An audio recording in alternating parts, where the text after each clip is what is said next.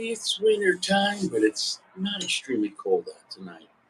So as we sit here and reflect on Casa De Sako, baby, Casa De Sako, baby, I'm gonna zipper up my coat, but I don't even have my gloves on. It's not even that cold out. I mean, it's all about the wind, baby.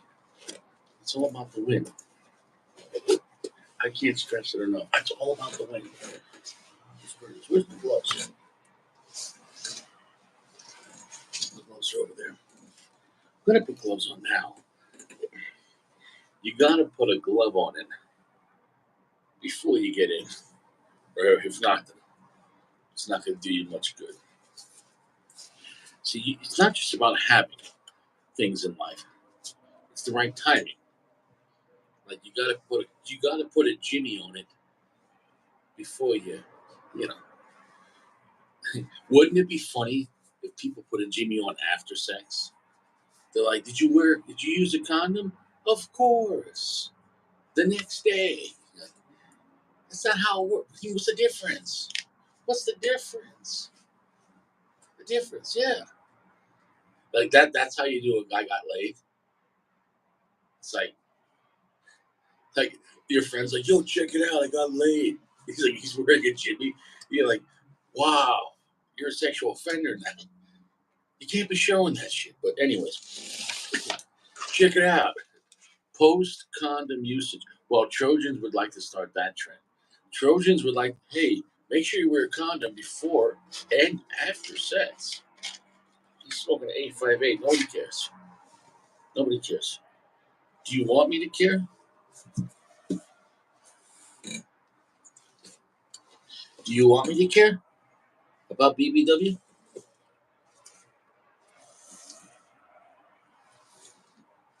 Do you want me to care?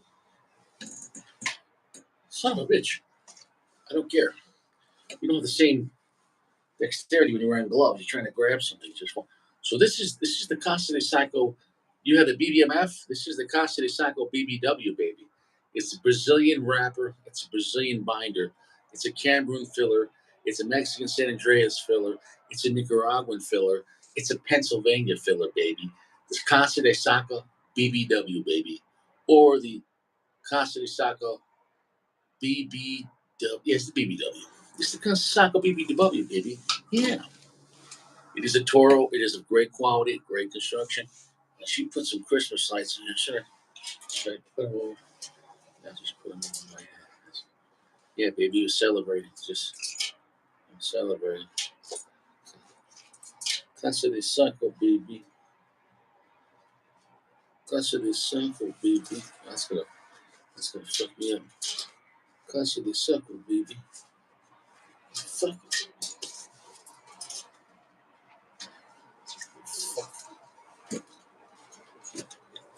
Shit. It's a light medium golden brown wrapper. It's a very full pack. But I think it's ready to be smoked. Now, of course, he sent me 5 of these, so we're going to find out. Now, it is cold out. I mean, it's not. Okay, cold for Richie is relative. It's probably 38 degrees. So I'm like, wow, it's summertime. Make sure you drink alcohol. 38 degrees. Wow.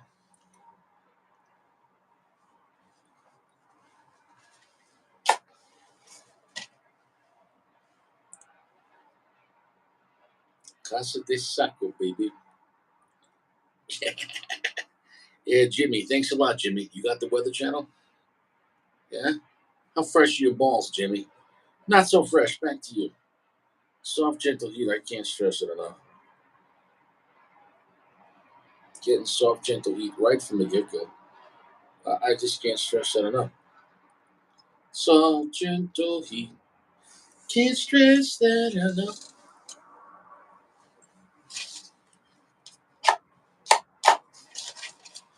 Wow.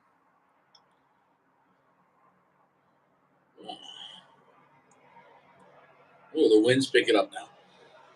They heard I was having a cigar. Now the wind's picking up. So gentle heat, baby.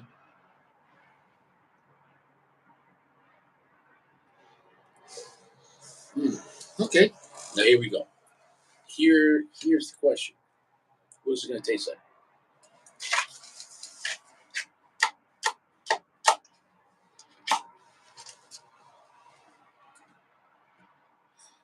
Can't stress it enough. Here we go, baby. BBW, baby.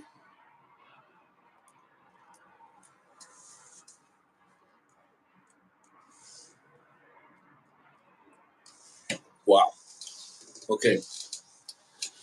Wow. I think Sako, that little extra time in the Ziploc bag, no both of them, just slowly losing some moisture. They've been in my house for a week now. Look at that.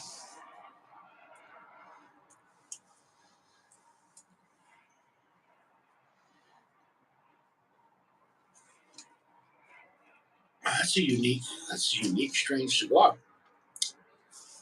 Now we get Saint Sako on. We talk about this blend.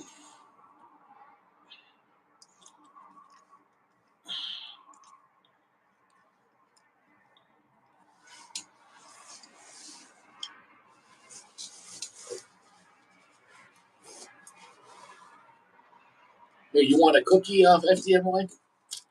He's like, I just received legal tender. I received mail. I received postage. We get the mail now.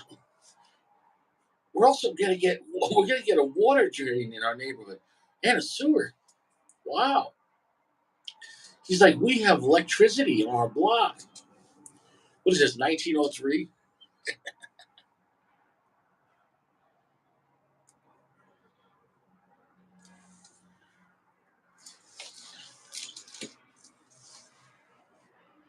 Look at this guy, Mark.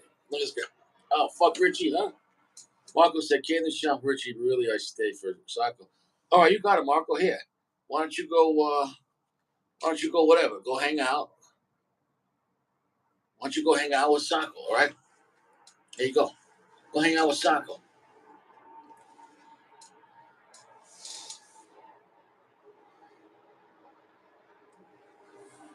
BBW, baby. Um, cigar has a very strange experimental feel and vibe to it. I'm not gonna try to. I'm just trying to just absorb the profile right now. It's interesting. It's definitely unique. Having both Brazilian binder and wrapper, but I think they might have been different. Not the same exact tobacco, if I recall. But then it has Cameroon, the filler, Nicaragua and Esteli, the filler, Mexican San Andreas, the filler, and Pennsylvania. That's a thick pack, baby.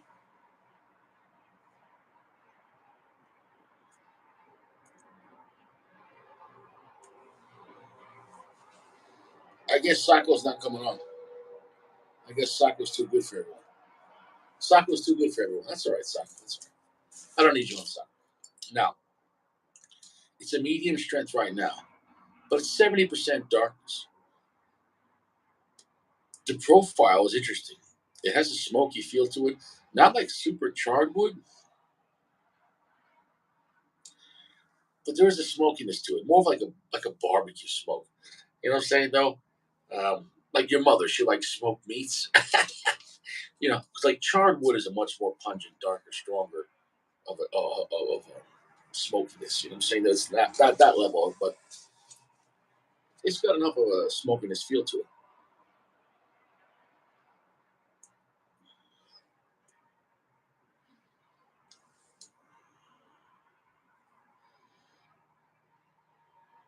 Oh, right there, I picked up the medium plus. All right, that's more like it. You know, with a Toro, you got to give a cigar at least a half inch to an inch to pick up. Right there, finish got longer and heavier. I think this cigar is going to be pretty good. Gonna let it pick up. Wow, finish. It's an interesting blend. Wow, I think all that combination of tobacco is working well, Sako. Pennsylvania and Cameroon, Nicaraguan and Mexican San Andreas and the filler. Was this one of the cigars that helped you make? I don't know. Some crazy ideas.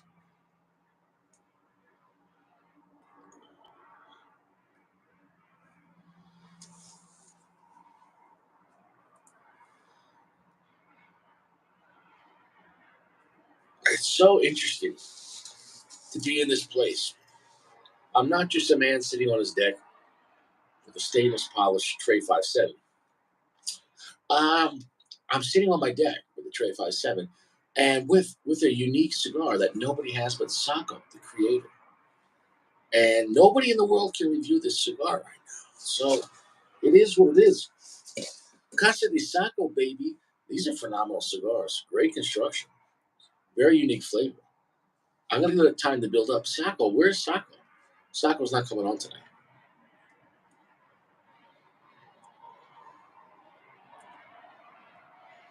Why is it that, like, once I come outside and the temperature drops, in the past, like, 5 minutes, I could feel the temperature drop?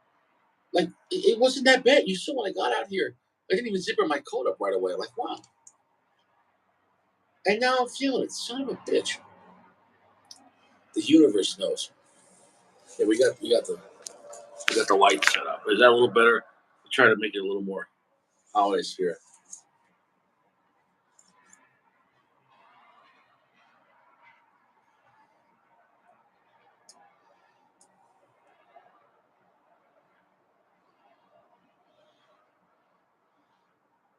Yeah, picture the level of smokiness.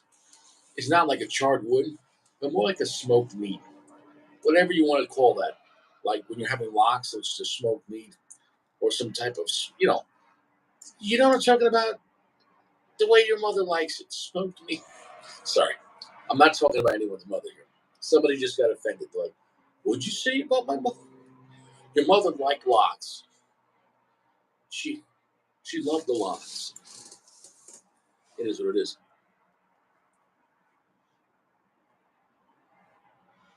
The cars on the racetrack and the lights are the same. It is what it is.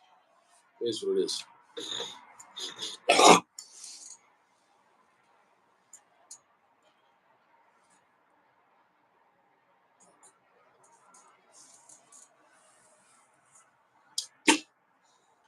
Spit an ashtray. I didn't want to spit off the third floor balcony. I don't know. It's a guy's truck down there. See, I got respect. Hmm.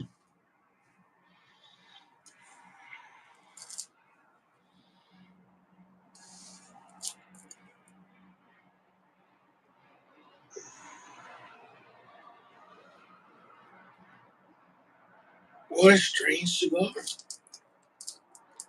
It's picking. What a strange cigar. I'm really excited to talk about when I get into like second, third here.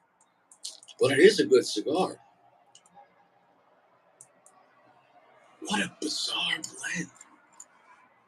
As far as a blend, I've never had a cigar taste like this. Period.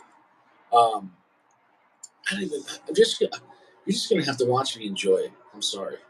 Um, it's unique. Does that mean everyone would like it? I don't know. If you're in the mood for something a little more strange, unique, it has a pungent feel to it, but kind of implaceable. It's like, what the fuck is that? You know,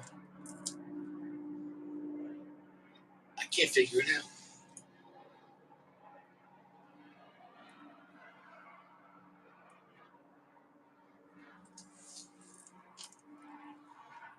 Like, I don't think I've ever had a double Brazilian cigar, binder and wrapper, that had Mexican San Andreas, Cameroon, Nicaraguan Esteli, and fucking Pennsylvania stuffed in there. That's not a normal combination. I can't stress that enough. There's not much Pennsylvania, Cameroon, Africa, Mexico, and Nicaragua, like all those different variables when it comes to tobacco. Like, that's some crazy shit.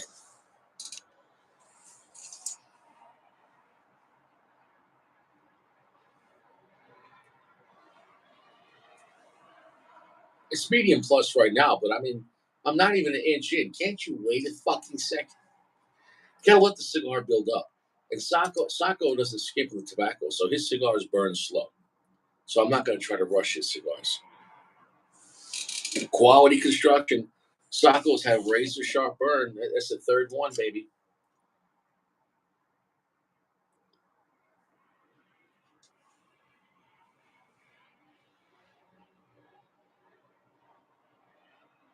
Getting leathery as well.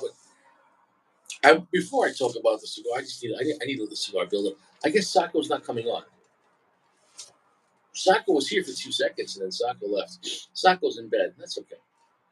Sacco's not hanging out. That's all right. That's all right. Sacco, I invited you on the show. I could have just did a live review and hung up on myself and then relaxed in between segments. Live review, just reviews for me are easier. I do 5, 6 minutes. I relax. I watch some TV on my phone.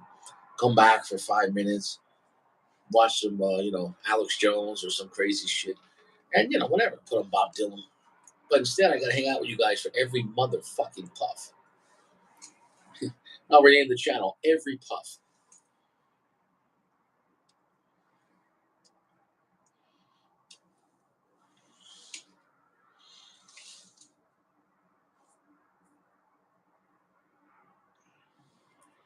What an odd cigar. What an odd cigar. What I would like to try with the cigar is to keep the same fillers, and maybe drop a Connecticut broadleaf on the wrapper. A skewer. Um,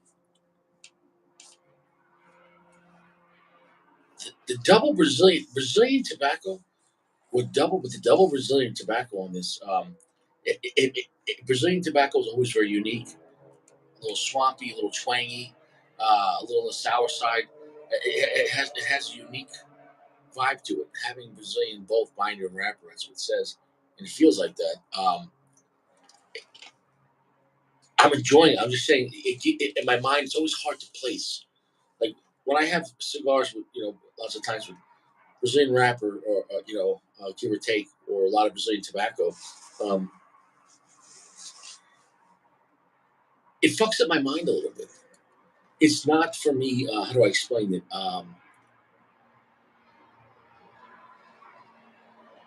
It's like kryptonite to Rich. Like, I don't know exactly what I'm smoking.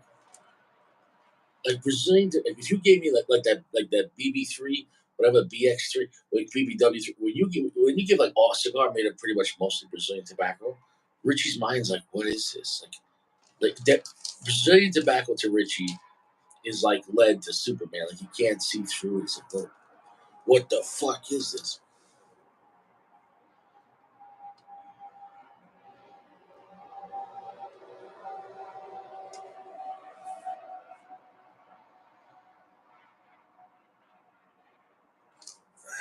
Got some floral notes too and some vague spices, but there is some a light milk chocolate coming in too.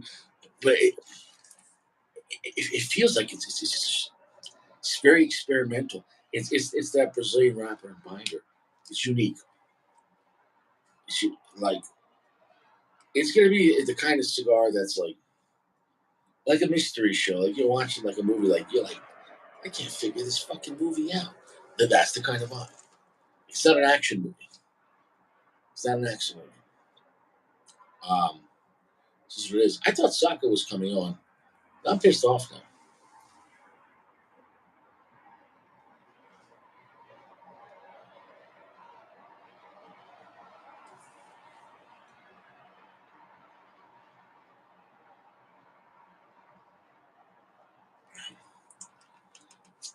I'm waiting for this thing to pick up.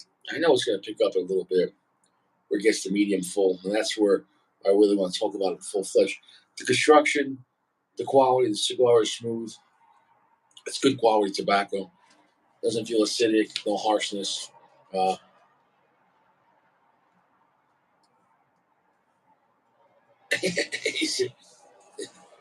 PBW keeps you warm. Listen, I can be mad all I want, Marco. It's my show, right? He said, "Stop lying." I keep going, Mark. Anything else, Marco? Stop lying. I don't like this place. This place is a piece of shit.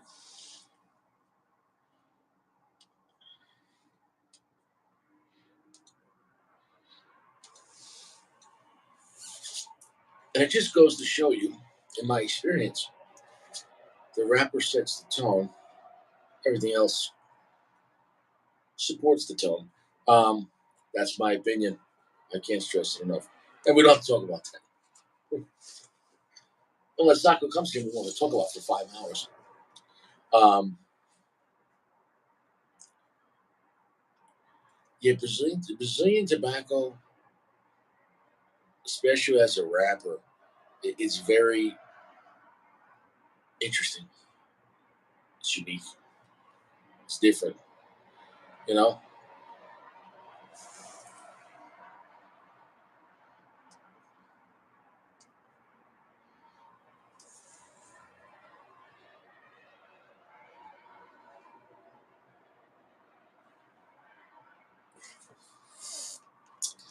right there, it picked up, but it was pushing like some high pitched floral notes. See, that's what I'm saying. It's fucking up my mind because normally these are things that don't happen. So that's interesting. I mean, like it was like a bouquet. Interesting. You're gonna watch Richie beat the flex. Most of the time with cigar, almost all the time with Richie cigar reviews, I know exactly what's going on. But there always is exceptions to the rule. This is the kind of cigar that is gonna fuck with my mind. Like I might have to smoke it a few different times to like understand it, or maybe I won't understand it. But I am enjoying it. But I have a level of complexion you don't normally see right now.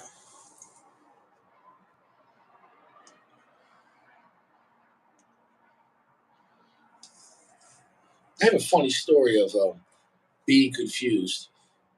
It was years ago. Single Richie. It was like 2007. Just got home from the war, kind of a time, and it was like, well, I got home in the wintertime, but it was like summertime at this point. So it was like 6 months later. Point is, I was 23 years old, and I'm at like a nightclub bar in Ronkonkoma, real classy, called Parsnip.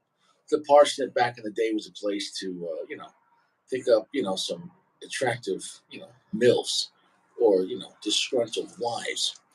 And long story short, it was right on Lake Ronkonkoma.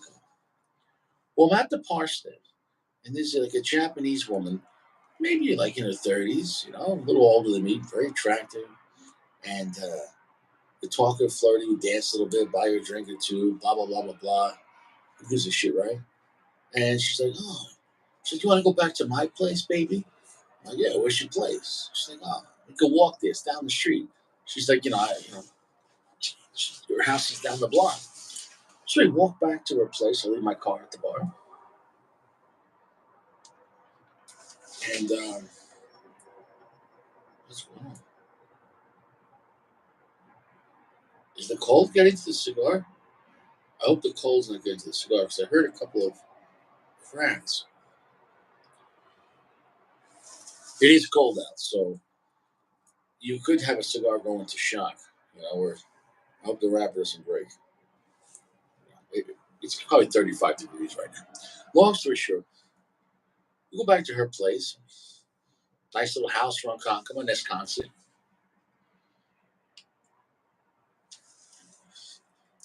And she's like, I'll be right back, baby. I'm going to slip into something more comfortable. All of a sudden, it was the 1960s. I'm like, okay. Sitting on the couch in the living room. And in like the living room, there was a hallway and then her bedroom door. In the hallway, in front of the bedroom door, was like one light on. So as she walked away, I could still see her. And she's small, she's a Japanese woman. But it was like more of a shadow effect. You know what I'm saying, though? She walks to her bedroom. I don't know how long she's in there, a minute or two. I'm sitting there thinking, yeah, yeah, yeah. She comes on out. Now, it's just the one light above her. So it's just like picture now she's facing me in the shadow, but she stands in front of the door and she just looks at me. And I'm looking at her and she starts like screaming and like she's a martial artist or something like that. And she has fucking two fucking katana blades. Fucking like she's about to go fight Blade. And she came out through here and she's walked out and she's like, what the? I was just like, my mind was like, what the fuck? That's what happens when I smoke Brazilian tobacco. I'm like, what? What? What? What? What? What? What? What? Fucking pulls out the sword and she's doing. I got the fuck out. I got the fuck out of there so fucking fast. I got out. I got the fuck out. I didn't want. I didn't want to. I didn't want to figure it out. I what? No. BBW baby.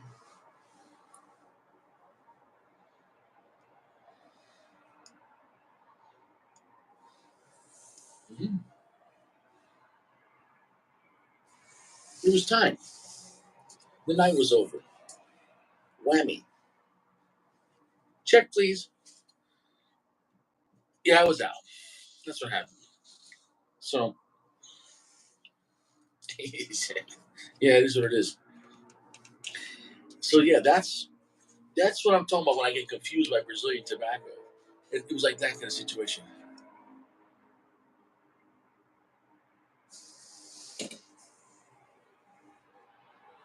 No, I mean, if you go out in the cold, there's a million factors to it, man. There's a million factors to it. I do think that if you're in the really cold and you're smoking a very thin wrapper, chances are it could be more of effect on the cigar. At the same time, I think also the transition. If your cigars are in a very warm house and your cigars are very moist, right? Because picture what moisture is a form of water, right? Humidity, and then it goes out to a cold. What's going to happen to all that water? It's going to want to freeze, expand, and then maybe crack that cigar up. So, you know, if you're living in a sweat box and you go out to 20 degrees, but then again, there's all different factors of what kind of tobacco. I mean, you know, generally speaking, cigars don't like 20 degrees.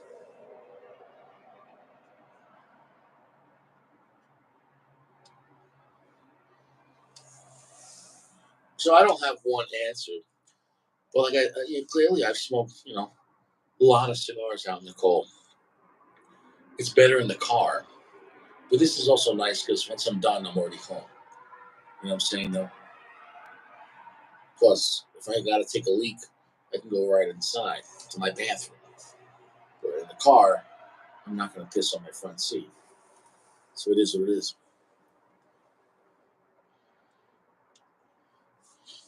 I do think an advantage you have in the cold is time. Meaning, if you go with a shorter cigar in the cold, you'll be outside there less. So less time, less chances of having trouble.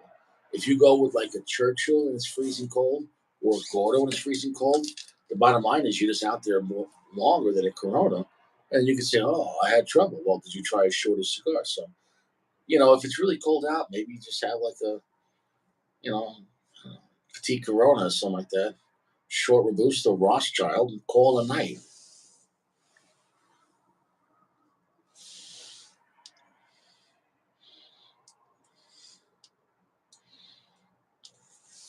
Yeah, that's a scary cigar.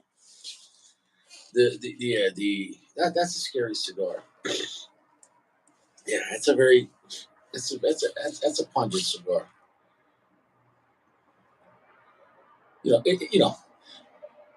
W- I think where that cigar falls, it falls around like the Gloria seems to be the more now like it's a mid tier brand, but like low to mid tier. If that makes any sense. Um, I'm not as happy with what's going on with the Gloria Cabana as of lately. As far I think I know when I used to smoke them back in the day when they were under what's his name, EP Carrillo. They seem to be better cigars. I you know that's just my opinion. So I mean I'm not saying they can't be enjoyed now, but they seem of a lower quality. I'm not saying they're not. Let me don't get it twisted. They still can be enjoyed, but it seems like the Gloria Cubana Series R and the Series N, which were really popular back in the day, they were a better quality. I wasn't a crazy fan of the Esteli La Gloria Cubana, which was like their $6-7 Robusto. It just tasted like such a dirty cheap cigar. You know.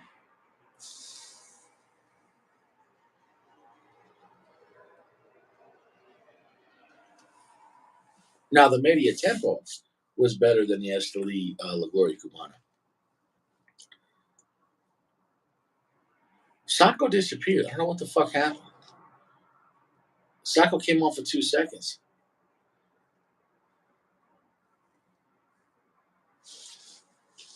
Marco, Marco, what are you? Marco, what are you, a cop? What are you, a cop? Yeah. No, I gave mine all away. I went to the store and I said, I don't want these things. Please just take them from me. Please. They're evil.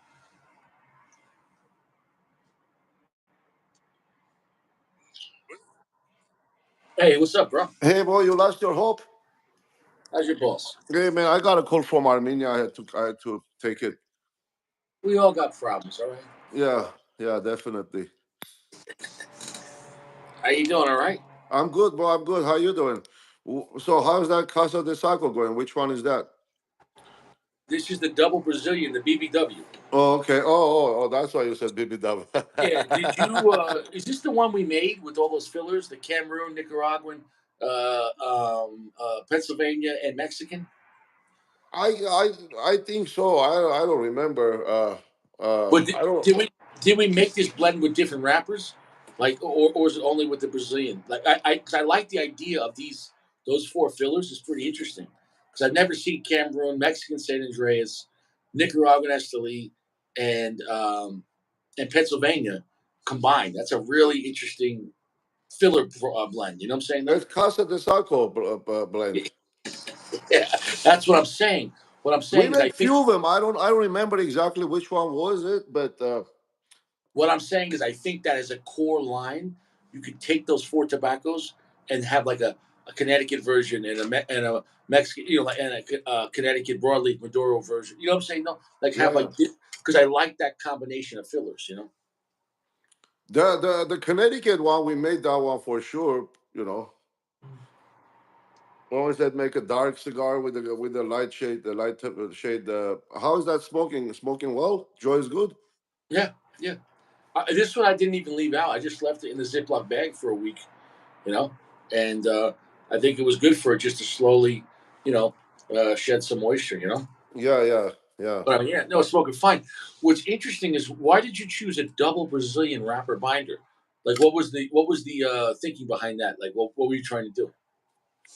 I don't know. Just give it like the Brazilian twang. I was thinking of the CAO. The Amazon. Yeah, the Amazon. Yeah, Yeah, I don't know if it mimics that, but it has. All I could tell you was Brazilian tobacco to Richie. Like, if it's just one leaf in the fill, is one thing. But when a cigar uses a lot of Brazilian tobacco, it's like Superman can't see through lead. To Richie, that's the one tobacco that gets Richie where I can't place it. It always feels like I'm not, you know what I'm saying though? Like it's a mystery to me. When I smoke very Brazilian cigars, my palate and my mind are like, what the fuck? And I'm not saying it's a bad thing. It confuses me. Like that's the one type of tobacco that does that make any sense or no? Liga 9 isn't that using Matafina wrapper or Yeah, binder? it just as a binder because you know what I'm saying though. Yeah. Well, when you use both wrapper and binder, and for me, like I said, the positioning, but we don't got to talk about position. But I've had Brazilian cigars with just a wrapper. But for example, when I had like the Amazons using a lot of Brazilian tobacco, and when you have the BX3 that's using a lot of Brazilian tobacco, the CAO. So whenever I have a lot of Brazilian tobacco, my mind is like an overload. I can't process it. You know what I'm So saying? Though? how is that cigar like overall? The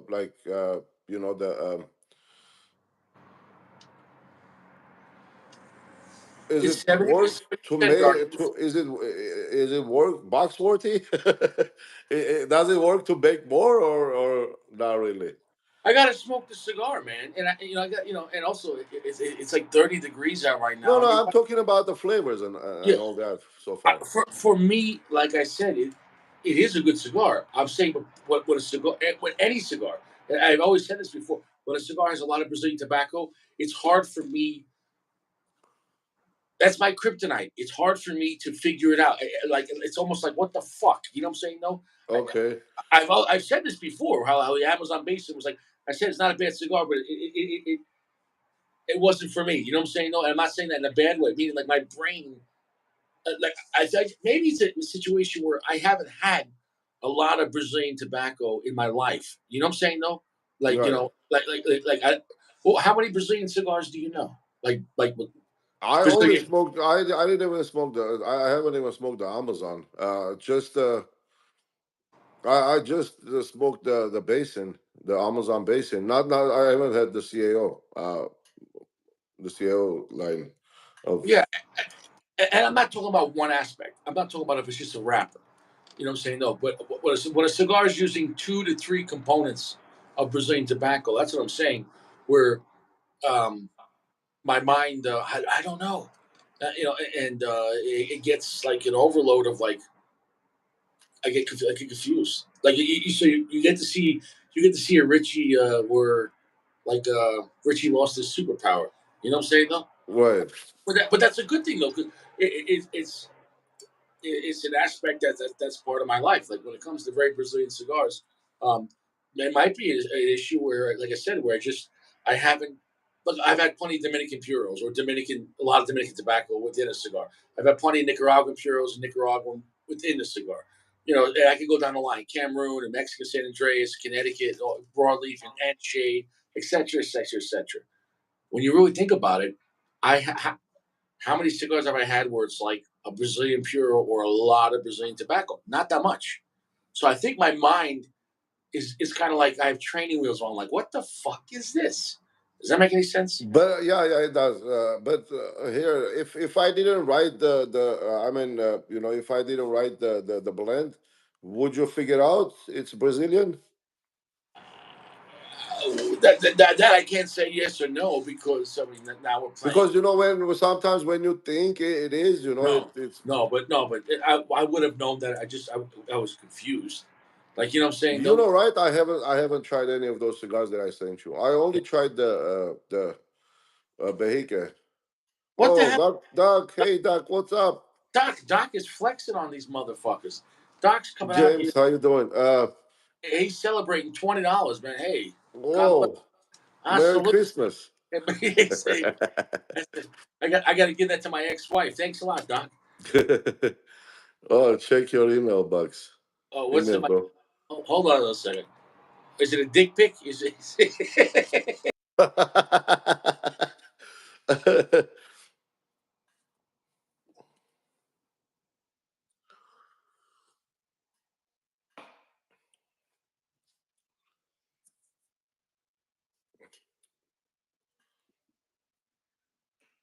Of course.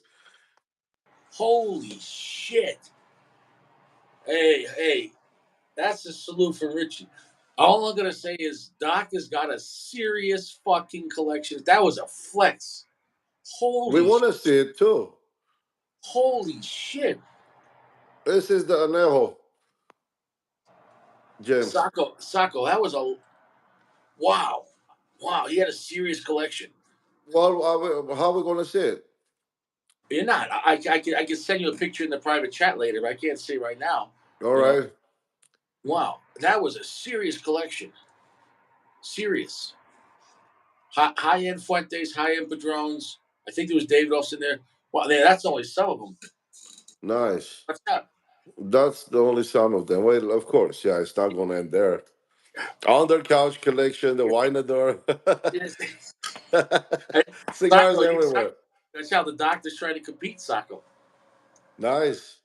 I mean, I wish I can see it. He said, I'd love to donate to the Richie group. Yeah, it, send some to Richie for it, review, Doc. Why it can't he is come very. on and show us? I mean, I'm gonna put the pictures on the private chat later. I can't put it in the live. I don't know how to do that. You know, he has a 50th Patron. He has a lot of 50th Patrons, and that's a monster. First off, Doctor May, I really appreciate the $20. I mean, I'm going to give that right to my ex-wife this week in the chat. But it's much. She's gonna feel that right here in her heart. She's gonna say, "Thank you, Doctor Ahmed. Thank you." Can I get more? She's gonna say, "Wherever you are, thank you." She's like, Oh my God, that's yeah, nice. yeah. I much appreciate that. Thank you so much. That's very nice. Um, Damn those bitches. Yeah, yeah. Um, It yeah. is what it is. I've already given my ex-wife now over $120,000 cash. So it is what it is. It is what it is. And then Yeah. she stole my 36,000, so that's 160,000. So whatever, whatever. It's no big deal. Well, Remember, you have remember, a few more years, and then yeah. you'll be done, Exactly. Richie. Remember, I'm a mid-tier guy. Saying so that's a lot. That's a Yeah, that's a lot of money to give away. yeah, yeah for a mid-tier guy. That's like Sacco. It hurts my balls. Marco Anejo is consistent, oh, it's nice. Well, that's it, Doctor. Only Fuente is Fuente. He said, "I'm not trying to flex." He said, "I just want to let you know I'm on your level, looking for more kick-ass stuff." Hey, well, you definitely have a serious collection and a serious cigar addiction. Um, you have to talk to some of the guys there. We wanna see it. I, You know, I'm gonna put it in the chat. You have to no, wait. live flex, I do. not pictures. Okay, hold on. Well, hold on. Then, Doctor I do you want to come on the live or do you want to not come on? He has to send me his phone number. Yeah, yeah. You know? That way, that way everybody can see it. And Yeah, but no, but ah, not too though. If he's a doctor, which he is, you might. yeah, Oh, he wants to come on. I don't know if he wants to have privacy. You know what I'm saying, though? All right, so of Doc, course, yeah, well, yeah, whatever. Doc, you have to email me your phone number, Doc. You got to email me your phone number. yeah. Doctor Left Flex. We love flexes here. Never can get enough of cigar flex, dude. Yeah, Sacco, the cigar is very floral, light milk chocolate, lots of smokiness, but not like charred wood, like smoked meat. You know what I'm saying? No, like charred wood's much more darker. You know what I'm saying? Like a very charred wood is like the strongest wood note you can get. This is more like a smoked meat. Like it's like where if you went to somewhere and they was like smoking sausages or something like that. So it's and very strong floral with just a little black pepper. So all that combined, it's a really strange blend. So I think my mind is just Okay, imagine forget and Saco. Imagine you paid $20 for that cigar. was that Imagine you paid $20 for that cigar at the store. Review it just like that.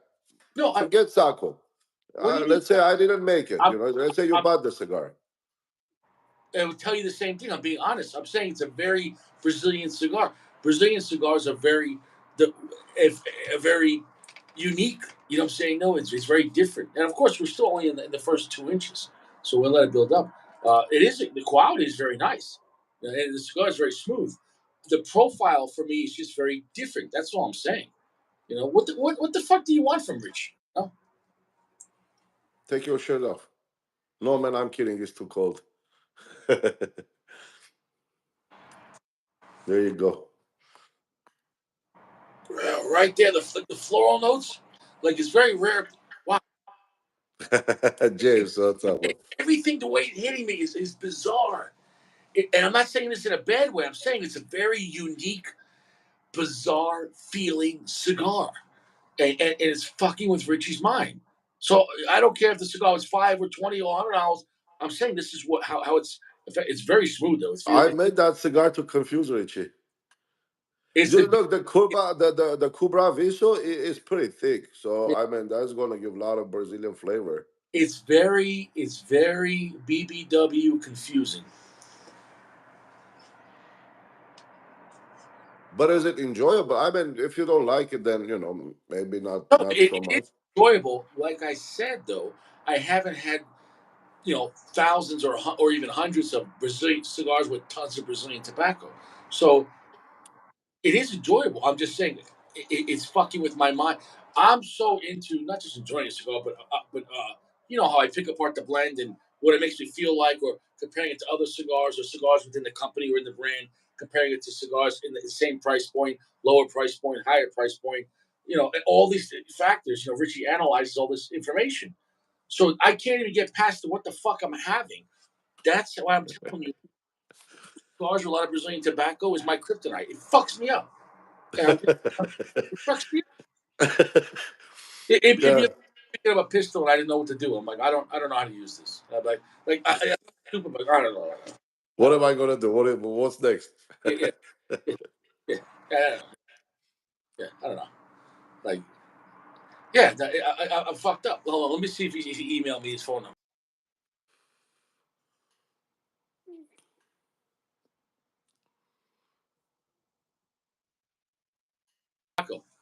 He sent me his phone number. Do you want me to get the doc on?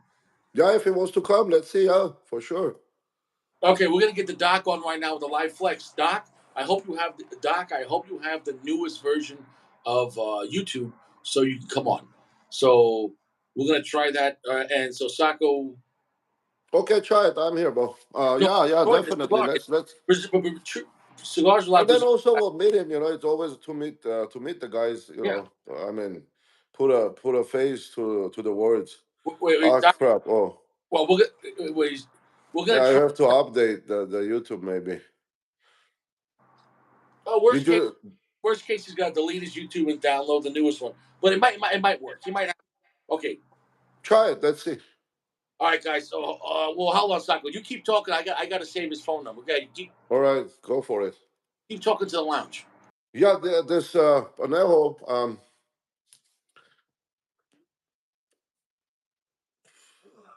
Caleb, hey man. Yeah, it just falls on my head.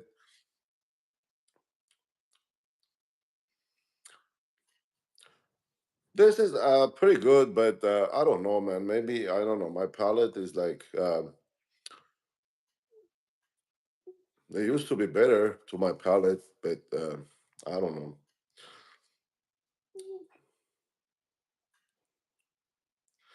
I think still the Arabe is way to go for me, but it's a solid cigar. Beautiful ash, beautiful burn. Fuente, you can't beat that.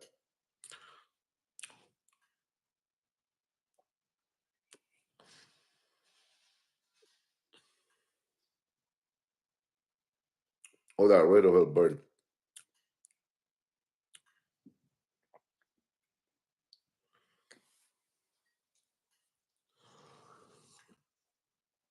What everybody else is smoking, guys.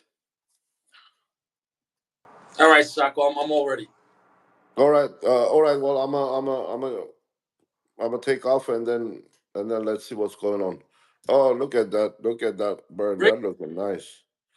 Richie is a smoke master. All right, bro. All right, let me try to get him on. All right, here we All go. right. All right, you got it. All right. All right, here we go.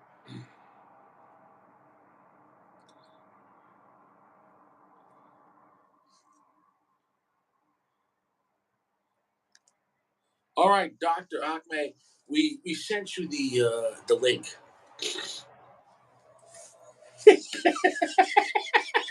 He said Sako makes me feel broke.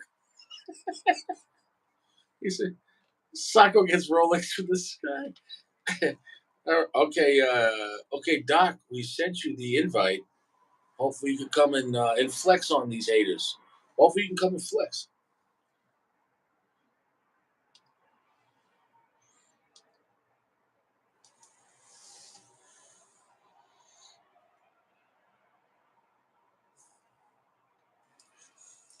We're waiting for the Doc. I sent Doc the contact information. Hopefully, it goes through. Hopefully, he doesn't have any technical difficulties. Um, so yeah. So for the record, great construction, great draw, great burn. Um, Cigars with lots of Brazilian tobacco. If you just got here, confuse the fuck out of Richie. It's the only tobacco that if it's just a wrapper is one thing, or just a binder, or just in the filler. But if you use a lot of Brazilian in the filler, or in this case in the binder wrapper, um, the profile it's so unique. It's hard for me to categorize it, and it's hard for me to even talk about it because it's like I want to just like smoke this by myself and like just stare at the fucking wall until I understand what this profile is trying to do, and I think it's just because most people don't have tons of experience with Brazilian tobacco. It was definitely in puros, or or in a lot of tobacco. I think we'll have an issue. I don't know. Did you get the request, Doctor?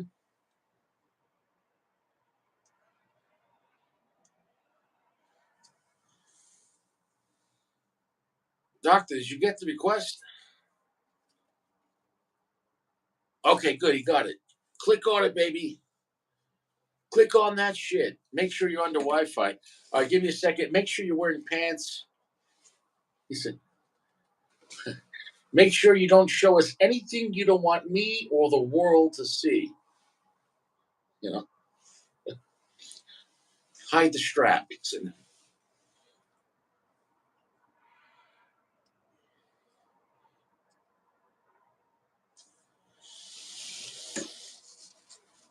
now, Jimmy, what the fuck?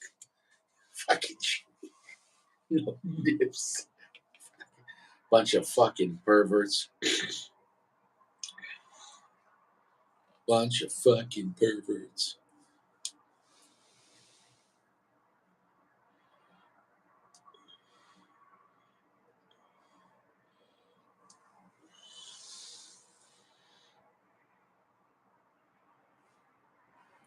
So floral.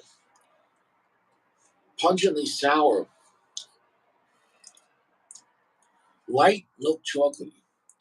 Just a little black pepper.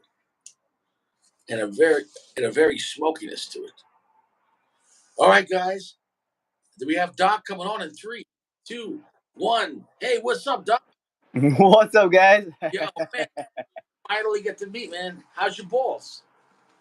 Fresh. Yeah, Always fresh, man. Always. dude, I feel like you've already been here before, but you're coming like a wrecking ball, man.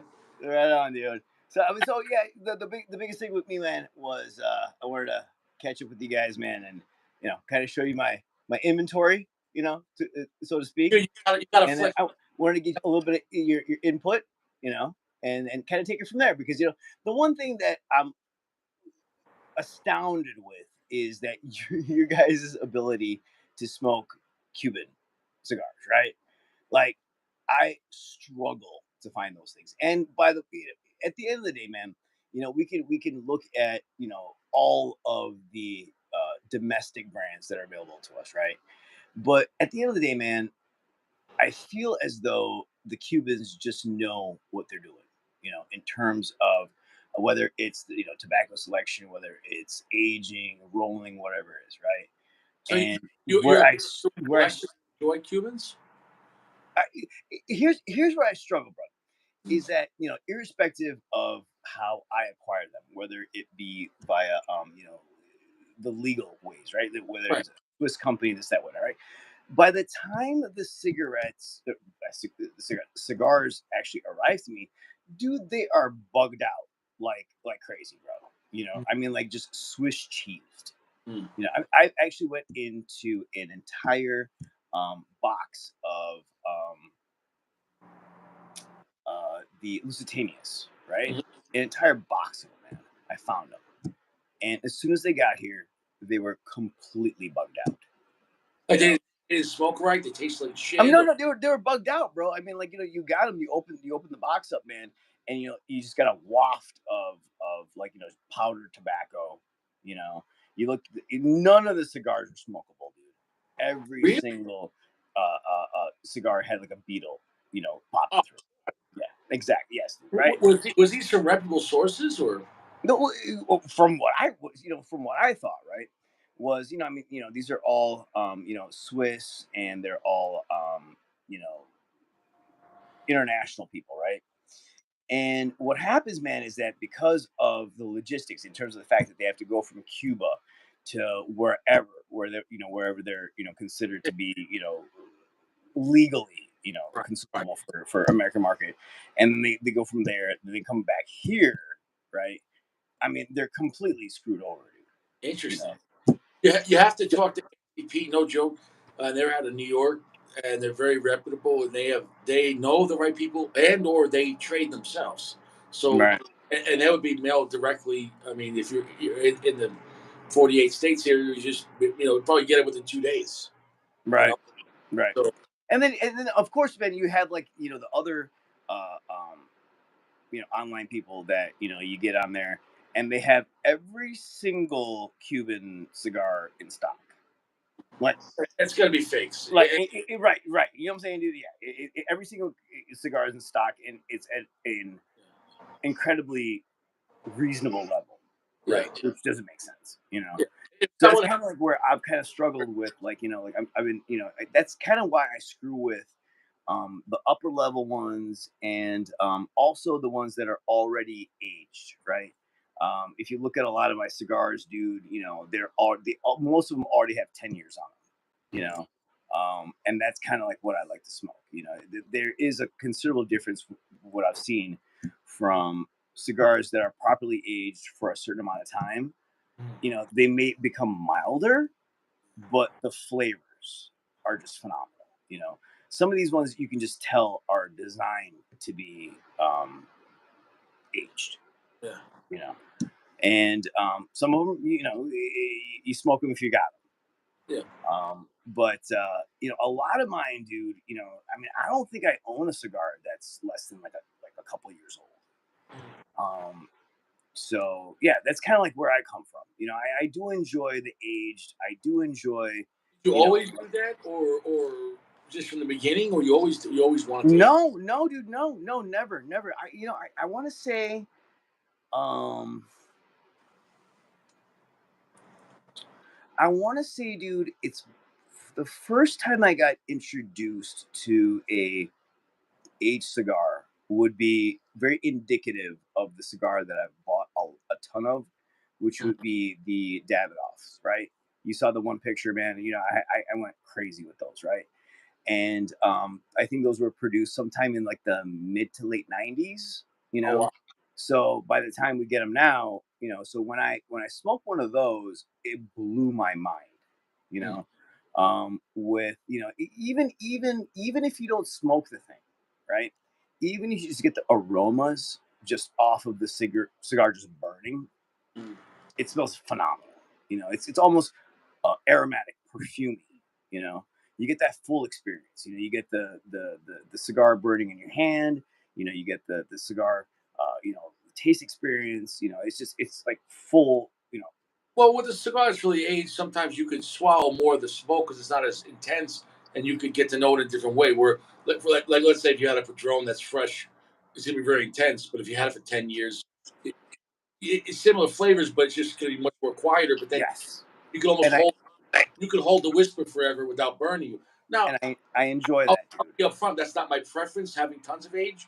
But I think I don't mind like less than 5 years or 2 or 3 years on a cigar, depending what it is and how it hits you.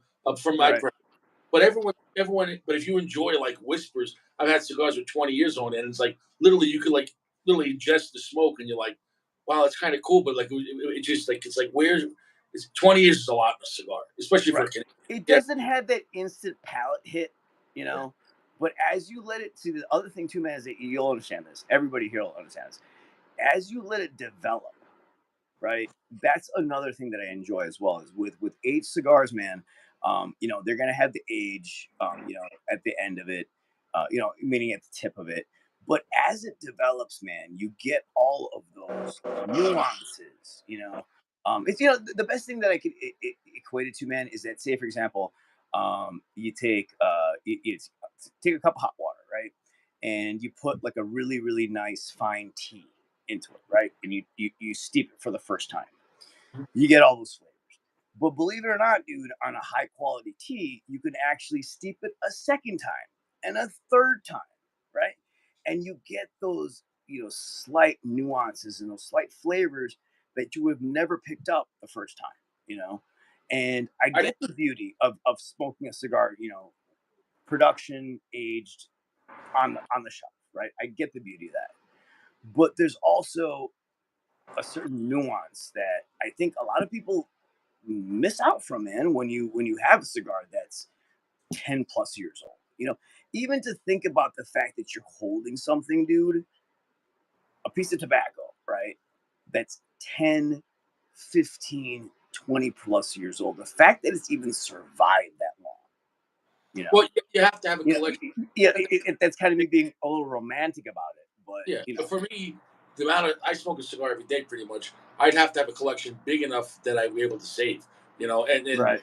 but my situation living with my girlfriend, I wouldn't have enough storage. I would need like 1,000 boxes of cigar, not to smoke what I'm Yeah, buying. yeah. Me and my wife constantly struggle over the Oh, storage. Yeah, yeah. You're preaching to the choir with that shit, man. Trust me, dude. Yeah, yeah.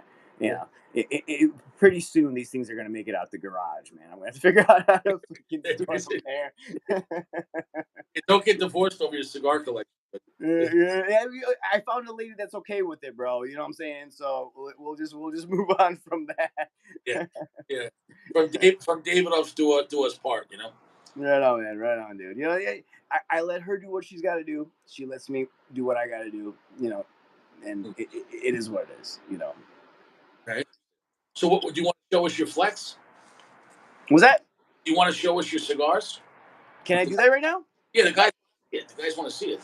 All right, cool. So let me figure this crap out, guys. This is the first time I've done this. It's all right. And do it however you want to do it. This is your flex time, baby. So, how many of you guys use an iPhone out there? Yeah. So can I swipe up, keep you up, and how do I? No, you got to turn the camera around if you want to look forward. Oh man, I can't, dude. No, I can't do that, man. What's that? My wife's gonna be like, "What the fuck are you doing with the freaking phone?" Oh, Um, oh, there's oh, no way I can send you freaking pics, dude. no, you can't. I mean, this is gonna be really, really, really bogus, but I can do this. Hang on, What's up? I don't know what you're doing. hang on. I can do this. There you go. Oh, nice.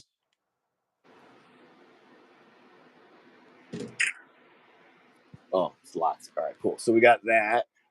Yeah. All right. So these you took. Oh, these are the pictures you sent me, right? Yeah, yeah. Unfortunately, I can't like live flex these. So these are actually my favorite, dude.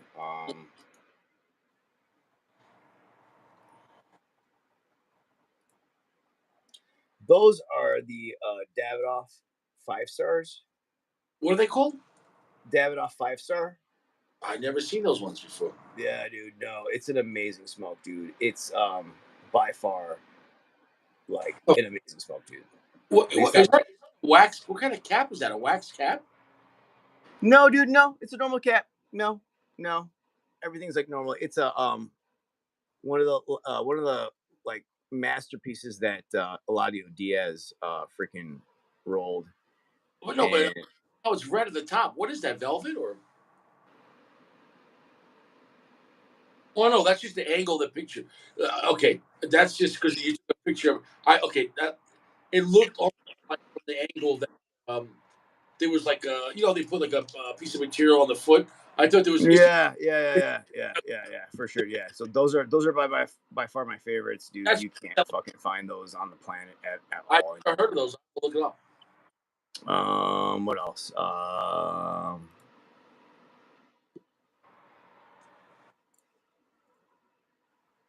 So I got that's my paltry collection of Cubans. Right. There you go. I got like four. Yeah. Hey. Hey. Well,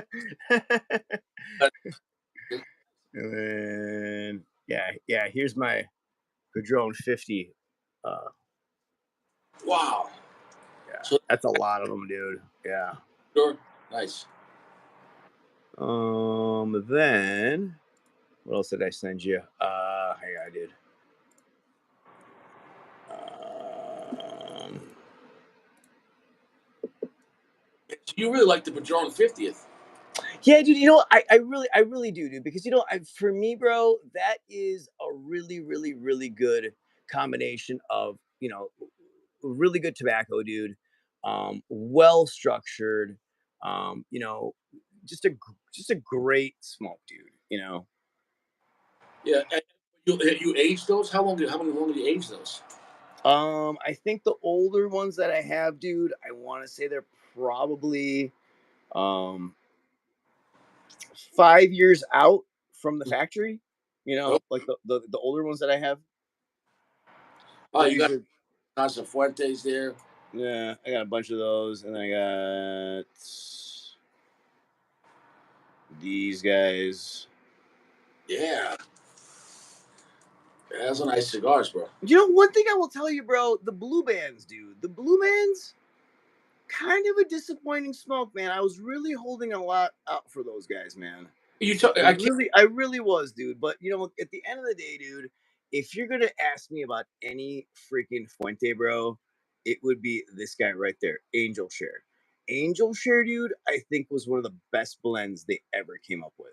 Well, if you Um, like already aged stuff, that is a lower priming Opus X with more time, right? So I think that's more up your alley if you like more stuff that's more aged, post roll. and so this guy's another one, the Power Ranger. Yeah.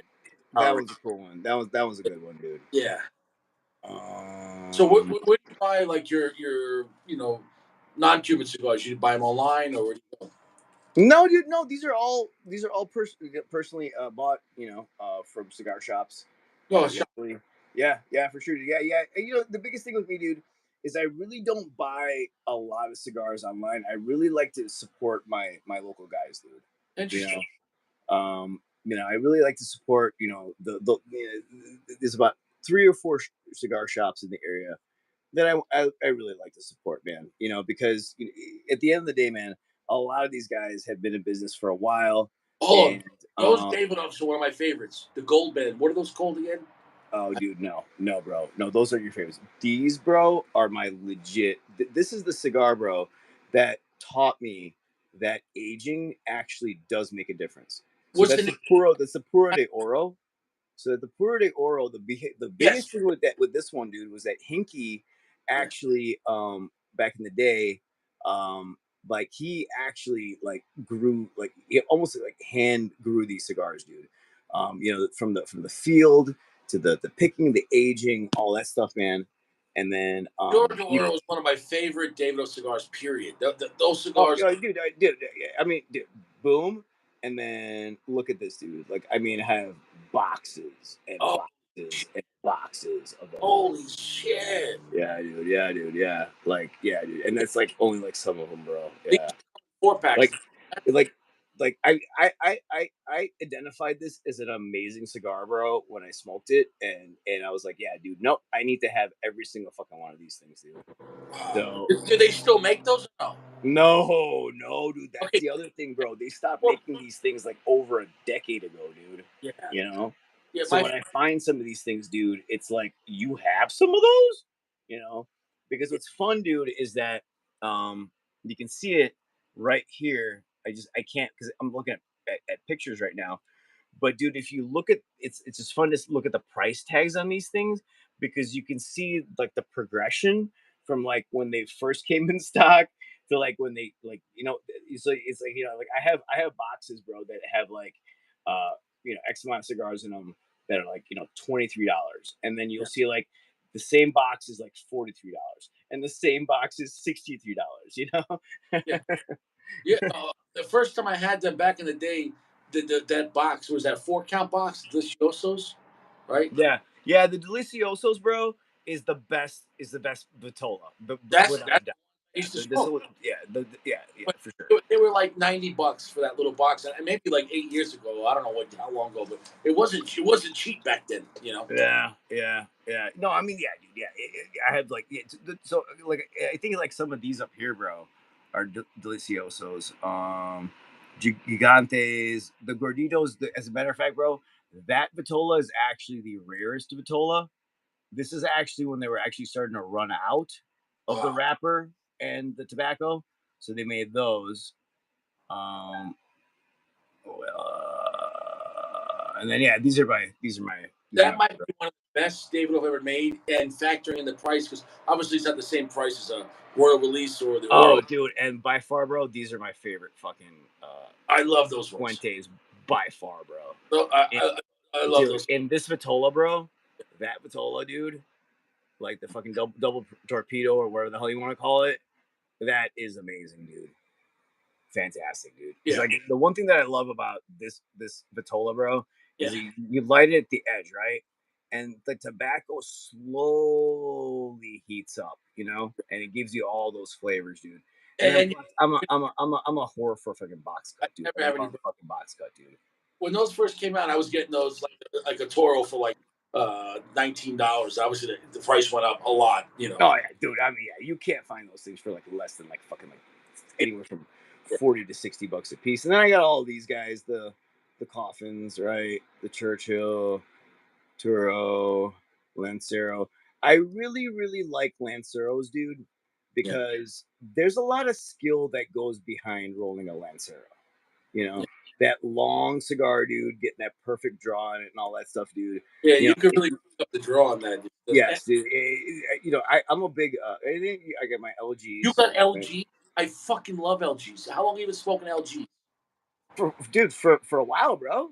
You know, and I buy like the LGs. You know, like I mean, you know, we got the. I love to do like a double punch at the end of this, right? You get a fucking crazy mouthfeel on that. You want to hit crazy? Because what that cigar I've had the LG. What is that? What series is that? Because it's been like 7 LGs so far, right? So what series is that? What number? Oh my god, dude! I don't know, man. I mean, shit, dude. Now you're picking my brain, bro. Yeah. What I'm trying to say, years ago in Long Island, like around 2018, 19, I was at a shop and the guy was kind of going out of business. And he's like, "Yeah, look around. I have cigars that I forgot to put out, or I put out and I moved them." He had a half a box of LGs. Bro, I made a deal with him. I picked them up for like $8 a piece. I smoked the fuck out of, like, in 1 week. I just smoked like 10 LGs. Like I went. I did. Yeah, I did. dude, I mean, you know, so you kind of get an idea of where I come from, right? Like, you know, I smoke cigars, dude, for what they are, but like, dude, there's also like a, I don't know, without sounding snobby, bro, it's like a pedigree of cigar. You know what I'm saying, dude? Yeah, like, yeah, could I go out there and get a fucking, you know, freaking, freaking with Papa. Can I run around there and get a Papa's Fritas? No problem. Yeah, I can. You know, but is it where I want it to be? You know, is it has the person that made that cigar masturbated over that cigar? You know. Well, like I said, and everyone's in a different place in life. If you're in a place where you could do it, then fuck it, enjoy it. You know what I'm saying? Though, so it's. Well, yeah, dude. That's the biggest thing with me, dude. Is that you know, with me, it's kind of a romance, dude. Right? Like you know, a cigar is a cigar, right? It's a beautiful thing, and I got introduced into cigars with you know, like Padron. Padron was either fortunately or unfortunately how I was introduced to cigars, right? So then that now sets a precedence as to what everything that crosses your palate should taste like, you know. So yeah, dude, yeah. So Padron was kind of like my first go to, and it you know it kind of trained me, and then you know once you start smoking Padrones, then you start talking to like some of the old timers, and some of the old timers will tell you, oh yeah, you know what, you should try this, you should try that, you know. So that's kind of how my whole cigar freaking love affair kind of started, dude. You know. So yeah, dude. Yeah, man. I mean, and quite honestly, bro, this is like only just a sum of like just some of them. So did you have like like a big desktop or like a Let's see, you broke out. What'd you say? what kind of humidor are you using? Like a desktop You or know what, broski? You know what I'm doing, dude? I'm using the Bovida, the yeah clear one. You know what I'm yeah talking about? like The one that's got like the two cedar shelves. I don't know. This guy, dude. Yeah. I have like tons of these guys, dude. I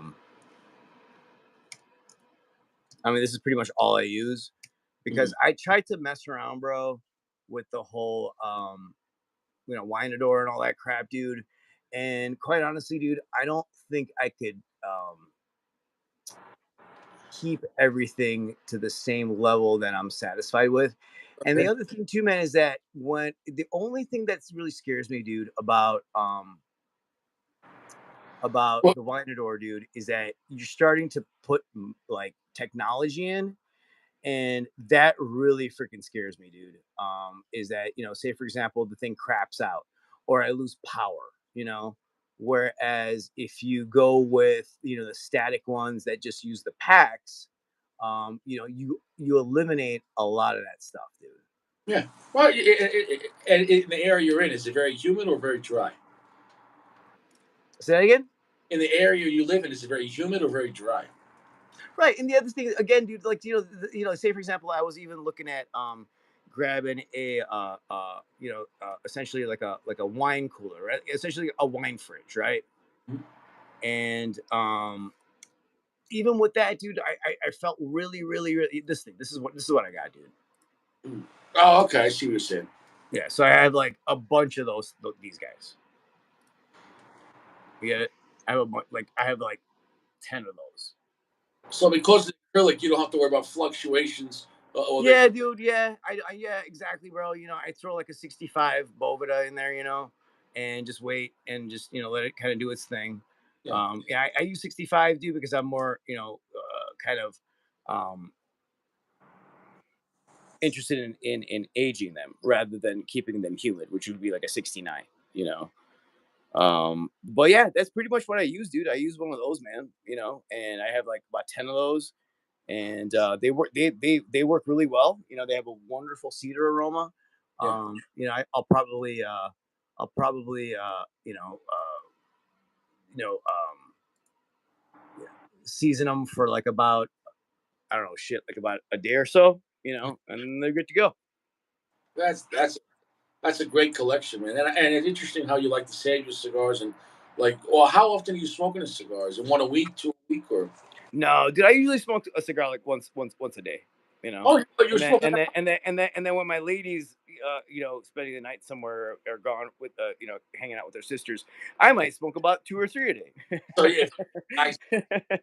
Yeah, you know, yeah. So like the only thing with that is like she tolerates them, but she doesn't necessarily like them, But mm. Well, that's interesting though. So are you going to your lounge once a week to replenish or add to your stuff, or? you know what, dude? Great question, bro. No, no, dude, no. I actually, it might be like weeks slash months, dude, Really? before I replenish, because I I look for stuff, dude. If there's nothing that really catches my eye, and it's really nothing that like I'm like, yeah, dude, that's something I want. Mm. What I'm saying, dude. Because as far as my collection is concerned, if I want like just a cigar to smoke, I got them. Yeah. But yeah, dude. Whenever I mean, all of my cigar guys know. Like as soon as I step in the door, it's like, oh, hey, how's it going? Good to see you again. And they always take me in like the backpack. Yeah. Like the stuff that no one ever gets to see. Yeah. Because that's kind of where I'm at. Like, if you tell me there's a brand new cigar out, this, that, whatnot, I'll check it out. I'll see what the deal is. The newest brand new cigar that I bought was the Churchills. Mhm. For I think like a couple years ago. Yeah. They came in that little suitcase, freaking box. You know what I'm talking about? The Davidoff Churchills? Yeah, it was a Davidoff Churchill Yeah. special edition. They came in like the box that they came in had like a suitcase. It had like the double releases on each side. No, I didn't. Um, it was a double torpedo. No, I didn't see that size. No, yeah, Mm. yeah. That was that's probably the newest cigar that I bought. Everything else, dude, it's something that the dudes had, in the humidor, or it's like, oh, hey, you know what, dude? Since you asked me specifically about those, I'll Yeah. show you these. Just Um, some really good like higher end cigar shops. yeah, dude, yeah, yeah. If I'm gonna smoke something, bro, it's I kind of want like a pedigree bet. Like I want the story behind it. Yeah. Like I'll give you a perfect example. Like why is Angel Share one of my favorites? The Angel Share is one of my favorites, dude, because the whole story behind Angel Share was that the field that he was growing them on was hit by a hurricane, and then whatever plants he had left, he harvested them. And then from that, he put them into an aging place, and that aging place caught on fire. Uh, And then you get it, dude. So it's kind of like, and then after that, whatever was left from that, he fucking put it into another place, and then he rolled that. So that's got a pedigree. That stories that cigar's got a story behind it. you like the history behind Right, dude. Right, exactly. That's like again, like why is that one Davidoff my favorite? Because, dude, number one, that cigar will never be made anymore. Like, never ever. Number two, there was a reason behind it, because that was when Hinkie he just fucking signed on with Davidoff, and he was really trying to prove himself, and he took a field that would usually never grow tobacco, and he made it kind of grow tobacco, you know, I will and those cigars are better than any regular. We're talking like under $50, like regular Davidoffs are 20, 30, $40. That blend, if that was available today for $30, I'd smoke the shit out of it. Like that cigar, the Pure de Oro that was, I think, one of the best blends. You dude, know what I'm let me saying? know, bro. I'll send you out a bunch, bro. You know, Honestly, dude, dude, I have so I many don't of think them, dude. I I'm probably not gonna be able to smoke them before I die, dude. That's I'm kind of growing. that's kind of why I was like, shit, I'll freaking donate to the Richie cause, man. Yeah, you got nothing to do, but it's just what I'm saying is, for the first time I had it, I'm like, why the fuck have I never heard of this cigar? And I was with the Yeah, mayor. no, yeah. You need to know about that cigar, dude. Yeah. Yeah, It's dude, not like a yeah. that was their best shit. I'm not, when I get to 100, $200, but like if a regular release, I don't know. I guess that we know why now because the material, but like that was better than even the Special R, and I love the Special R. That cigar was better than the Millennium. Like, and I love the Millennium, but that cigar was Special R, that, and like I even have and as far as the special releases went, how Davidoff always does, like, their year of whatever, year of this, that, whatnot, dude. The year of the monkey, dude, was by far like one of the best cigars that years ago Davidoff was that. has I, made. I know the tiger, the pig, the rat. When was the monkey? The monkey, shit, dude. The monkey was fucking 5 or 6 years ago, dude. You know, I don't. and I don't think I remember trying year of the yeah, monkey. no. If you had one, bro, it would yeah, you would know. You would have. What size? What size was it? What's that? What size was it? I think it was a. I think it was a Churchill, bro. Interesting.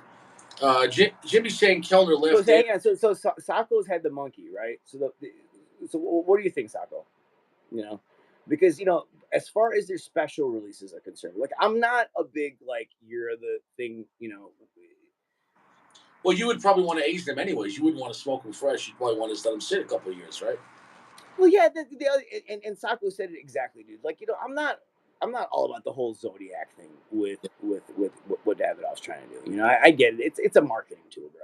Yeah. And at the end of the day, Our guy. let's not be idiots about this, dude. But the Chinese are probably a massive Davidoff market. Yeah. Especially as far as the luxury cigars. It also it keeps guys in the loop or in the buzz, in the hype. Think about it, guys. Most guys view cigars like movies. What's coming out this Friday? Remember how people used to go to the movies, like, what's the new shit?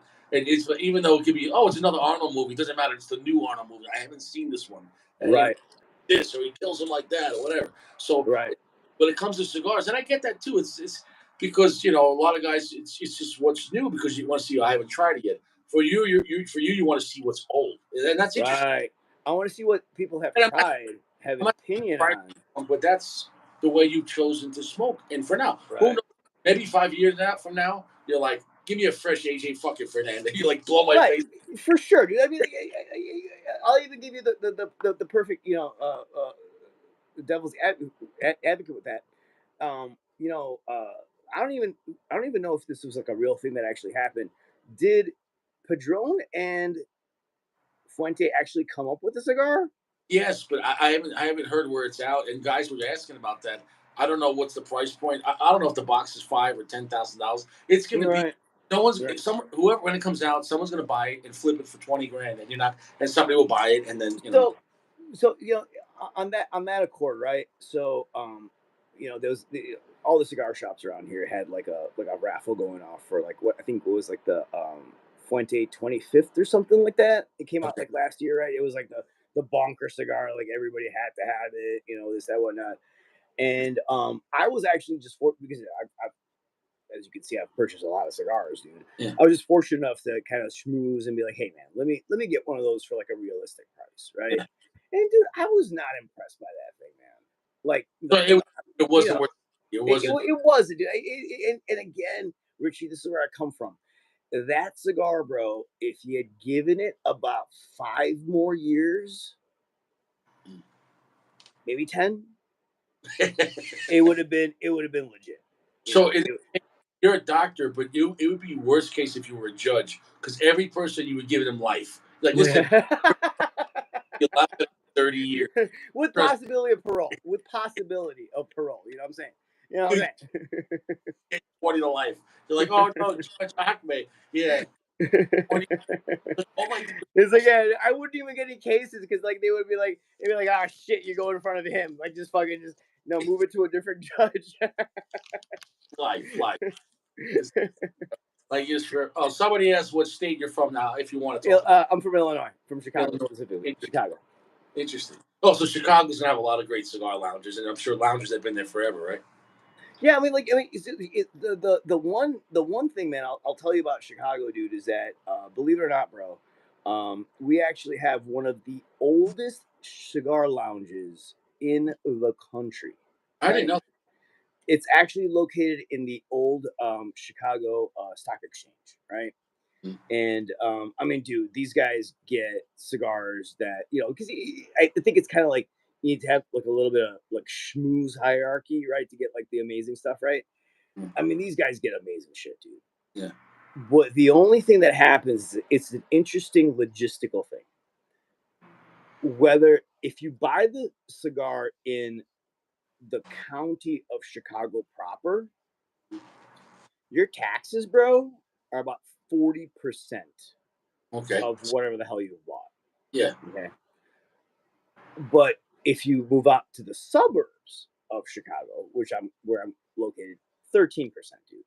Yeah. So the only issue that I have by going to this like hardcore old, I mean, like, dude, I mean these guys were around where like when shoe shining was a thing, when Mm. prohibition was a thing. Like, dude, this shop has been around for ages, right? They even have what's funny is that they have these little like tchotchkes, right? And they have this thing that says that's old school box that says penicillin on it, right? Do you guys you know where I'm going with this? No, what's up? There's actually in some whiskey bars that you go to, there's actually a drink that they'll mix up for you called penicillin. Interesting. Dude, back in the days of prohibition, they would take whiskey and put it into syringes To and name it as penicillin. You get Yeah. it, dude? And Yeah. that's where that drink's name came from. It came from that. Interesting. From penicillin, right? What a crazy time to think of people getting arrested or gangs killing each other over vodka and scotch. Um, Dude, watch what is it? What is it? Cheeky blind. Boardwalk Empire. Watch Over. that, dude. Yeah, Yeah, that. dude. Well, think Yeah, about it. The past 50 years, the war on marijuana, now nobody cares. So it's like it's like I think I just think society does things that they think maybe, oh, it's just for the good of society, and then the road to hell is paved with good intentions, and then yeah. I mean, like like, and you hit it right on the money, man. The road to hell is paved with good intentions, right? Because the thing is, man, is that I actually I treat a lot of ex-military and ex-military. They go into different things, right? Which might be like dot dot dot. Like they can't tell you like who they work for now, and a lot of guys that told me, man, they're like, dude, they don't fuck with drugs anymore. It's human trafficking yeah, that gives them the most profit. So it's kind of like, they transitioned from marijuana, and marijuana became illegal, so that's not a cash crop for them anymore. Yeah. Moving, coke is probably just difficult to move, period. Heroin and what is it, meth, all that stuff we make, in the South, Yeah. so now they're transitioning over to moving people, dude, and that's freaking brutal, dude. Yeah. Yeah. Yeah, no, human trafficking is a huge problem. Like it's a huge problem.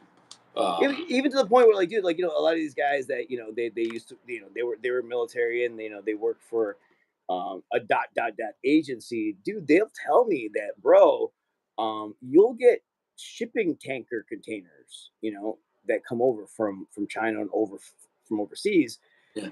and these things, the shipping container inside, dude, is set up like a 4-bedroom apartment. It's Yeah. got plumbing, it's got heating, it's got air conditioning, it's got beds, all that shit, dude. Yeah. Yeah. And so then, a freaking an innocent freaking semi truck driver pulls up. That thing just gets unloaded onto the back of his semi.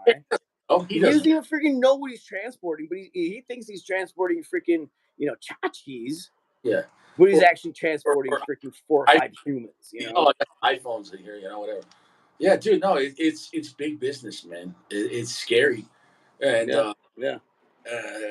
same thing when people travel and they end up losing a kidney or they get harvested for organs. That's a real thing.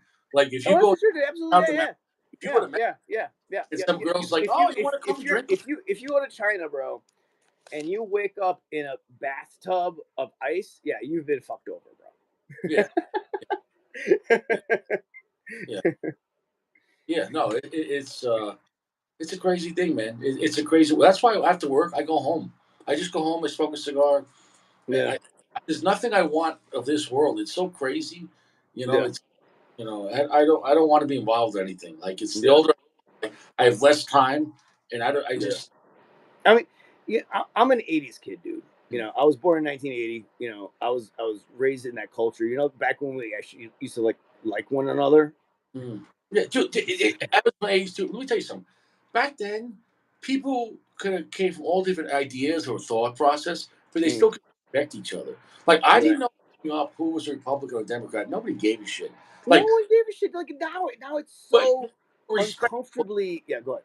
Because you're Americans first. Like so like we could have family together, and maybe one uncle liked to go hunting, or the other one was this, the other one's like, well, maybe should help the poor out, but nobody argued over it. Nobody, No, no, saying that.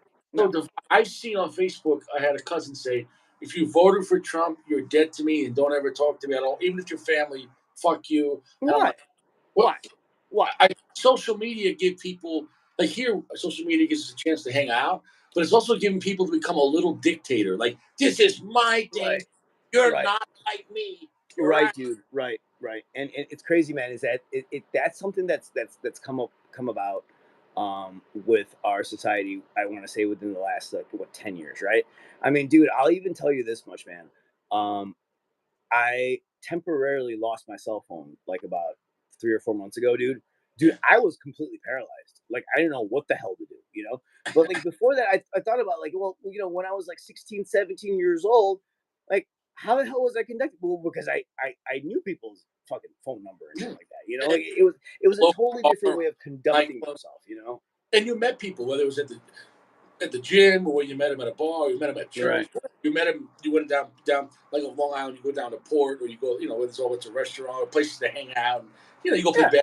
basketball. You just knew. You just knew. Yeah, exactly. Yeah, yeah, yeah. Now it's like, oh yeah, I got a cell phone, text, this, that, whatnot. Yeah, but then when you go Um, places, you can't meet people. So, for example, if back in the day, if I went to a Starbucks, you could meet people. Now everyone's on their phone. If you yeah, went to the mall, you can't meet people because everyone wants to meet on these apps.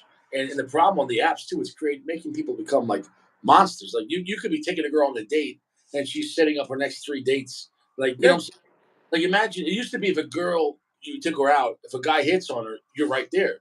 But a yeah, guy hitting up her yeah, DM, yeah. You like, oh, you know if she's checking the news or she's fucking setting up her next date, dude. As far as what I do, I travel a lot, right? And bro, have you tried to walk through like an airport nowadays? you actually have to avoid the people that are on their cell phones. Yeah, yeah. You know what I'm saying, dude? Like, because they're making zero eye contact with you. I promise you, there's not going to be cell phones anymore. It's going to be in their mind. Yeah, The yeah, technology yeah. now I've seen that. Yeah. put up their ass, but the technology will eventually be in their body, and I promise you, that's the future. That's because there used to be the computer was stuck at home, and Yeah. before that, we didn't have a computer. Everyone's reading a newspaper, right? Right. So I'm telling you, the next step is maybe eyeglasses or contacts, and you're on the internet. But the next step is it's just a chip in your mind, Right. and oh, what's that? What's that? What's that? You know, and I'm telling you, Right. it's I mean, bro, there's even a company right now, man. If you keep your ear to the ground, bro, there's already a company out there right now, dude, that has figured out how to hologram your entire phone on your hand. So like how you like look at your hand when you're looking at your cell phone, yes, bro. yes, No, dude. There's a company that's figured out how to hologram your cell phone on yeah, your hand. off a So you're bracelet. not Right? even making contact with your Yeah, cell it's phone. like a You're bracelet. Like almost like a projector TV. It's a projector bracelet on your hand, right? Yeah, I saw it, dude. I'm telling you, yeah, dude. It, it's think about how crazy that's going to be, though. You know, right. and then of course all the young guys out there they're going to watching porno on their hand, like, oh yeah, oh. Yeah, hey, makes it easier, bro. You know what I'm saying? It's an easier transition. You know what I'm saying? Yeah, I think they said. I'll even What give you they, this what much, they dude. say? Like, I'll give you this much, and it's late, guys. So whatever. I'm Yeah. rambling, but No, no. So I was talking to my lady, right? So I went to a barber, right? And cut my hair, this, that, whatnot. And I was like, I'm always like looking for something to kind of help my hair out, like on bedhead days, right? Like when you don't want to get out of bed, you're like, fuck it, man, I'll just freaking do whatever. And he came at me with this particular product, and I come home, and it's got a funny name to it, right? It's like something gorilla, right? And Oh, I Gorilla tell her, Glue. no, Not, not it's gorilla something for the hairdo, right? yeah, It's got a funny name to it, right? yeah, yeah. So I tell her about it. She's like, this, that, whatnot. Dude, next day, bro, she is getting ads for that company Yeah. on her cell phone. Dude, that all your phones and apps are listening. Dude, absolutely. I one time I was at Johnny Stash's house and I was talking about his new hot tub he got. Mm. And my phone was in the car, but he had his phone in his pocket. When I got in my car, I was getting YouTube videos on new hot tubs, like because they know who you're friends with, who you call, and everything. Dude, Yeah, bro, it's fucking crazy. dude, Yeah, yeah. man. And honestly, I'm telling you this right now, and I said this for years. I believe the phones actually can read your brain, your thoughts. I'm being dead serious. I believe they figured that out years ago. And I'm telling you, there's times where I do it, where I'll think of a topic and then I'll start getting YouTube videos on it. I'm being dead fucking serious. Mm. So you can call me crazy conspiracy guy, no, because all your No, I mean, human brains on a certain wavelength, a the frequency. only thing, Richie, is that it's kind of like they let you know about the technology they want to let you know about. You know what I'm saying? I think that they're way beyond Yeah, what they're because telling us about. I mean, like look at a frog. the Slowly let best, you get used to it. Slowly let you get used to it so you accept it. You know what I'm right, saying? right, And exactly, right. they can't live without it. No, So first you dude, can't. when was this fucking movie made? Best example that I'll give you, dude. It was way back in the '90s. Remember that one movie with fucking Will Smith? Uh, Oh, yeah, you know exactly what I'm talking about, bro. And you enemy, know how they, enemy of the state. yes, right? Yeah, And dude, when did that movie come out, man? it was like 1999 or 2001. Dude, I'm telling you, right, dude? It was like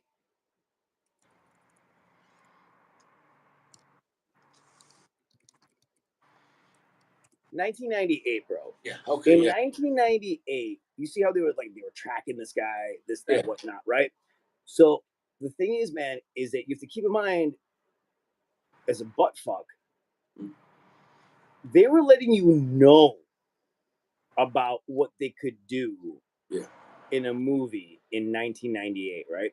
So you have to keep in mind, bro, that technology that they were letting you see in Yeah. '98 was probably, you get it, bro. You get where I'm going with that, right? Dude, I'm not trying to be a in Space a Odyssey, sensationalist or anything like that, but you have to kind of keep in mind, like, okay, well, in 1998, if they were letting us know that they could essentially follow us everywhere, yeah, of how course, long have you guys been able to do that? You dude. know, In 1960s movie Space Odyssey, the Stanley Kubrick movie when they go to outer for space, sure. Yep. the guy had FaceTime. He was Yeah. FaceTime. Right. So like, dude, it's not bullshit. Like what you think you have now, they had 30 years ago. I mean, Yeah. that's it. Like Yeah. and they have to. It's just they slowly let you get used to it because humans don't like change, but eventually they can't live without it. So they slowly, what I'm saying, they'll get you, used to whatever. And I'm not against technology, but the problem is whatever it is, whether it's technology, medicine, drugs, the law, anything, without morality, it's always going to go bad. Meaning, the cell phone can be used for many things. So you can use it for education. You can use it to call the police or call firemen, your house on fire, or human smugglers use it to and Craigslist, and you got Right. minors Right. set up a hotel somewhere. So unfortunately, like whatever it is, like the needle can be used for medicine or it can be used for heroin. So whatever it is, Right. morality, anything can be Right. used. Look like a gun. I own a lot of legal guns. Oh, I bought them all at the store legally. Right. They're there for good. I go to the range. I protect my family. That's it. But there are people that have them that are not. I mean, So let's look at the last few days. You know what I'm saying, dude? But even in terms of that, and you raise a really good point. Even in terms of morality, right?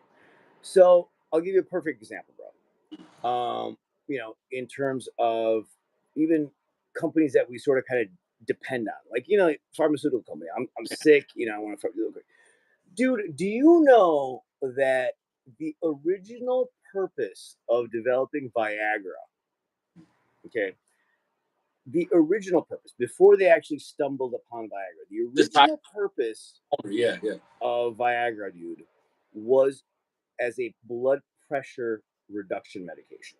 right. Okay. Interesting. As they go through the trials, they realize that, well, this thing kind of sort of sucks at blood pressure regulation. But, dude, everybody's reporting a boner. Yeah, yeah, yeah. So you get that, dude. Where's the morality in that?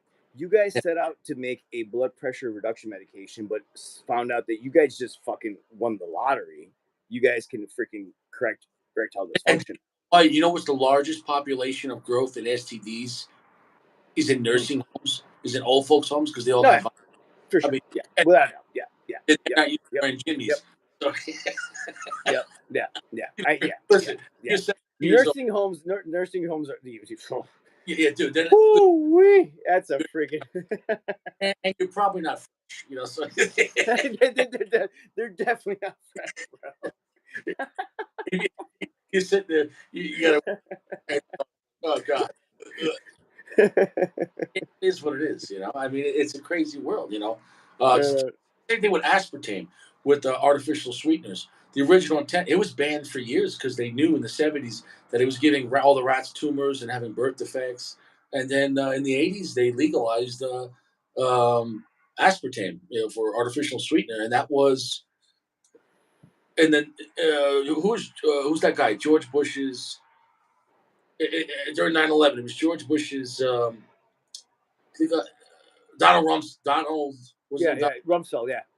Donald Rumsfeld. So in the '80s, he got that approved through the FDA, and it was banned for years. So they cooked the books. Oh, and they made it legal. And what did you see a rise in the '80s and '90s? Tons of cancer and tumors because of it's diet soda. Oh, it's sugar-free cookies.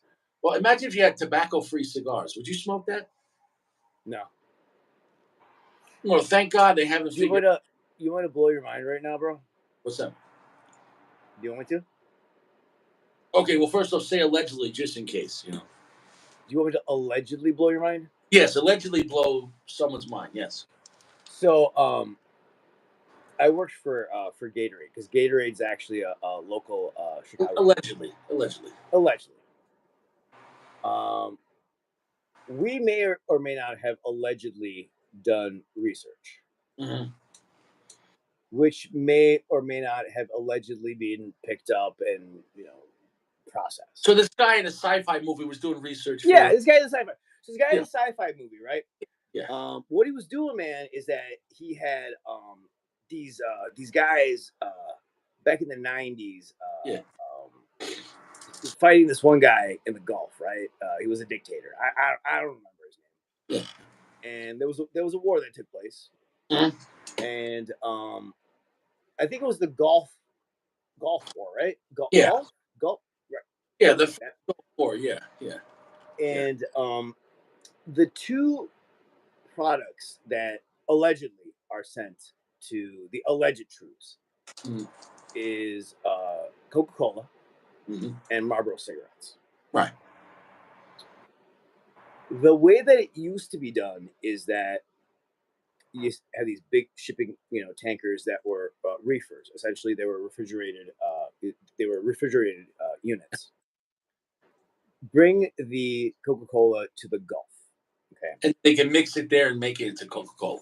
No. They would bring Coke and Diet Coke, cigarettes, all that stuff to the Gulf.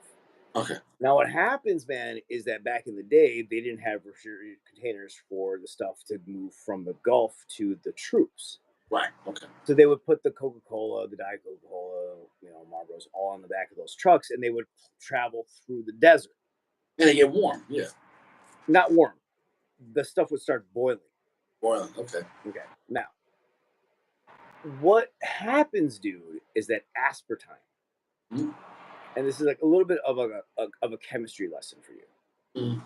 So what happens is that aspartame, when you see it in a chemical configuration, looks like this. Okay, Mhm. if your carbon molecules like that. When you expose aspartame to heat, Mhm. it turns into a trans molecule Okay. like that. Okay. Now, the trans molecule, bro, of aspartame is a neurotoxin. Mhm. Will cause numbness of the fingers, will cause numbness of the lips. So you're saying the Will, Gulf War syndrome is from the Coca-Cola Diet Coke they shipped there? I believe that. allegedly. Yeah. Yeah. That doesn't. Dude, it's not even like alleged, bro.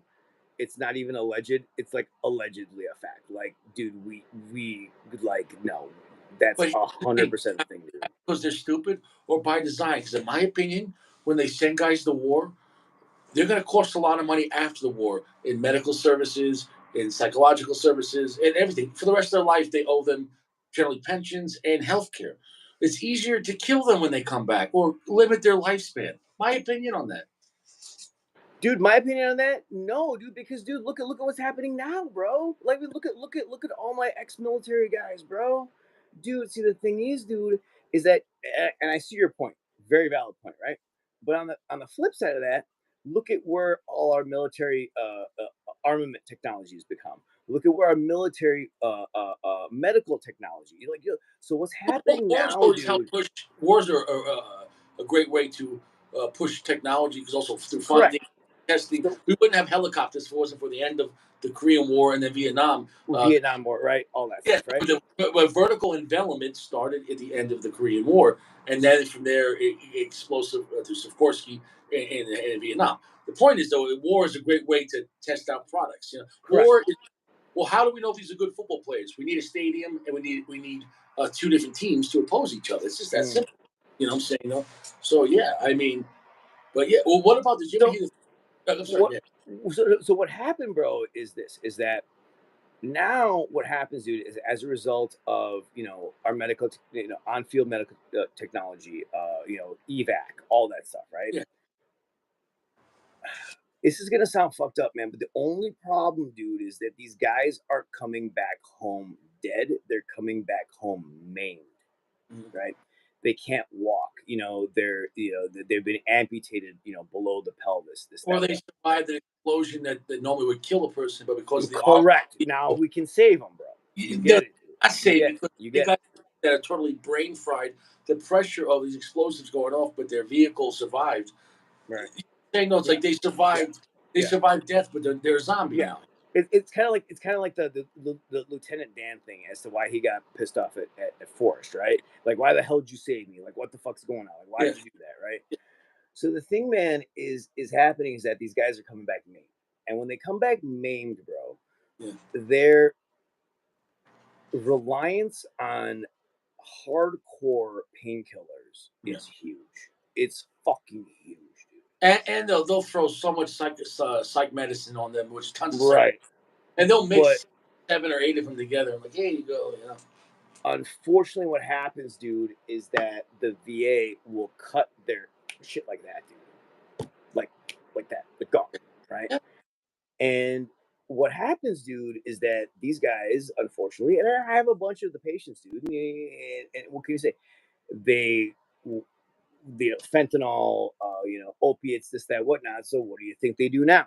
They can't find it from the VA. They can't find it in prescription. So what do? They get fucking addicted to heroin, bro. And then in the meantime, they can't maybe hold a stable job because Exactly, dude. every Yes, job precisely, dude. Yes, dude. Like, too aggressive, too burnt out. it would blow your mind as to how many patients that come to me like, yeah, like this guy, yeah, man, I'm addicted to heroin, and they are just covered in military tattoos, And I was like, really, dude, this is what we're fucking doing to these guys, man. It's In just my opinion, bullshit, bro. it's all part of the plan. I'm not saying they openly say it, but a high percentage. Um, for example, I knew a guy that he worked for the pension board. So when guys are coming up from war in Afghanistan, Iraq, and they're fucked up, or let's say lost a leg or PTSD or whatever it is, or, they got sick from being over there. I know how many guys I knew they got sick from the water because they didn't treat the water, and they were drinking like dirty water, and they got hepatitis, or they got colon problems. Like I knew a guy that was constantly like literally bleeding out of his ass, which is, I mean, I'm just saying because he got. It's malaria, dude. Yeah, it's malaria. Yeah. And so, long story short, so how much time does he have to live? After that, and he got his pension, but well. Anyways, the pension board, this guy I knew, they get the claims, and Right. this like 2008, like so the war was pretty hot, and there's a lot of guys coming home, and they're young. They were taking the claims and putting them in a separate room for 2 years, called a cool down room, to either died, committed suicide, or forgot. Like just like they didn't process it, and That's just bullshit, man. no, but the guy quit the job because I can't do this because he was the vet himself. But that was the job, though, and that's realistic. Because I don't know, go into everything of my life, but it took me 10 years to get my pension. I got medevaced out of the war, so I don't want to go into. I'm just saying this that I have some experience with it, and Yeah, it exactly. Yeah, and you know it, dude. It's kind of like you guys legitimately went out there and risked your life for whatever fucking purpose. yeah. Well, Your life, right? you were And then, like, told. when you come back here, it's kind of like, I don't fucking know. I don't know. Listen, it wasn't like if you were in the service is one thing, but you were sent by the president of the United States. You had orders. Without orders, you would just be a war criminal. You can't just say go overseas and attack people. So you were sent there with a permit, but legally sent there. And then when you Right. come home, it's like, oh, now you need help, or now you need this or whatever. And so I think it's just You get it, dude. You get it, I bro. think Yeah, it's I think we time. you know we tout them up, bro, and then when they come back, it's kind of like, man, shit, dude. So for me, I'll And tell I you what hate to works say for me. this, dude. It's like, man, maybe you should have just freaking passed away. I hate to say that, dude. No, but a lot But of guys, now, like, look at the miserable life that you have been put in front of. yeah, a lot of guys. Your kids leave your life, your wife leaves you, and what do you have? Nothing. You got your wheelchair, a hotel room that the VA is going to stop paying for in a little bit, and nothing.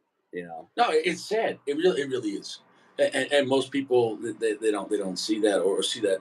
And I had a lot of friends. I had one friend. His name is actually I won't say his name for his privacy, but he was born in Afghanistan and he came to America and moved to America. And then after 9/11, he joined the Marines. And his family was like, "What are you doing?" And there's a war in Afghanistan. We don't want you to fight against your own people. He said, "No, he wants to serve his country." Long story short, they used him undercover there because obviously he fit the bill because he was Yeah, Afghan. it would make sense, right? Yeah. So, and he was working with the British, and long story short, so he got all fucked up, and he ended up in a wheelchair, and and I knew him through different aspects through the veteran hospital, and I helped him apply for his benefits, and he got denied a wheelchair van, and they told him to take the bus, and so I went through my local VFW, and we got a van.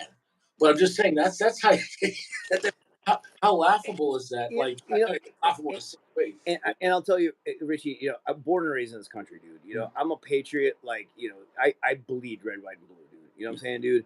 And it's not like I'm shitting on this country at all right now. Yeah. It's kind of just like No, but how how we treat the yeah. dudes. Yeah. Yeah, Yeah. trust me, dude. Like, I'm not shitting on this. I mean, I'll even tell you, bro. Like, I was born and raised in this country, dude. But like for about 10 years of my life, my mom would go back and forth and, take care of her father, which was, Yeah. maternal grandfather. And as a result of that, bro, I had to be schooled there Yeah. for a number of years and stuff like that. And dude, Richie, bro, I'll tell you, bro, dude, the fact that you can wake up in the middle of the night, go take a piss, right? You're like, man, I'm a little thirsty, take a little cup, go to the sink, splash a little water in there, take a couple gulps, and go back to sleep. Do you know that would kill you in like 80% of the fucking world? Yeah. You know, you know Well, what I'm saying, dude. Like in I, India, bro, if you didn't boil that water, bro, you immediately have hepatitis C. yeah. And You you know, got to worry about the mosquitoes and malaria and everything else. Oh, okay, right, dude. Dude, even to the point where, and imagine like a 10-year-old kid seeing this, bro. And this is a real thing. I'm not even bullshitting about this, Yeah. dude. So we're sitting at an intersection in India, right? And we're waiting to take a left-hand turn, and this pedestrian is going in front of us, bro. I shit you not, bro. Yeah. A guy squats in the middle of the fucking intersection, takes a shit, wipes his ass with his left hand, pulls his pants up, and just keeps walking, right? Okay, cool. Now, America, let's complain about fucking, you know what I'm saying, dude? It's like, it's like, to a certain degree, bro, we live in paradise, dude, but we Yeah. just don't fucking realize we are, Yeah. dude. It's really, America is paradise. Yes, we have our problems, bro. We have our issues, dude. But, at the end of the day, man, it's the United States is fucking paradise, dude. Yeah. But to maintain that paradise, which America is an empire, and I realized that it was an empire because when I got medevac to Iraq, and then they shipped me to Germany, and I'm like, I realized I was in an American base. It was Air Force and Army base, and I ended up at the Army hospital. I realized I'm at an American Army hospital, but I'm in England though.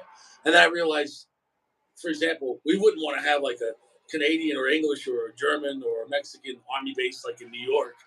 I was like, wow, we're the world's empire right now. You know what I'm saying? So picture years ago, England pretty much owned Africa, owned India, like they had their. Yeah. So what I'm saying, I realized right now, we're on top, we're the empire, and nothing lasts forever, or nothing. But I think there's just people don't realize that the heavy cost to maintain an empire. And I'm not saying it's for good or bad. I'm not defending it. I'm just saying it's more complex than you could ever Oh, for imagine. sure, dude, without a doubt. I mean, we're just talking out of our ass right now. Yeah. But I think America is it's kind of like a marionette. Yeah. And like America has to be like, all right, shit, we got to do shit over here. We got to do, to kind of maintain everything. Yeah. Whereas if we got into some shit, who the fuck would help us? Yeah. Like, you know what I'm saying, dude?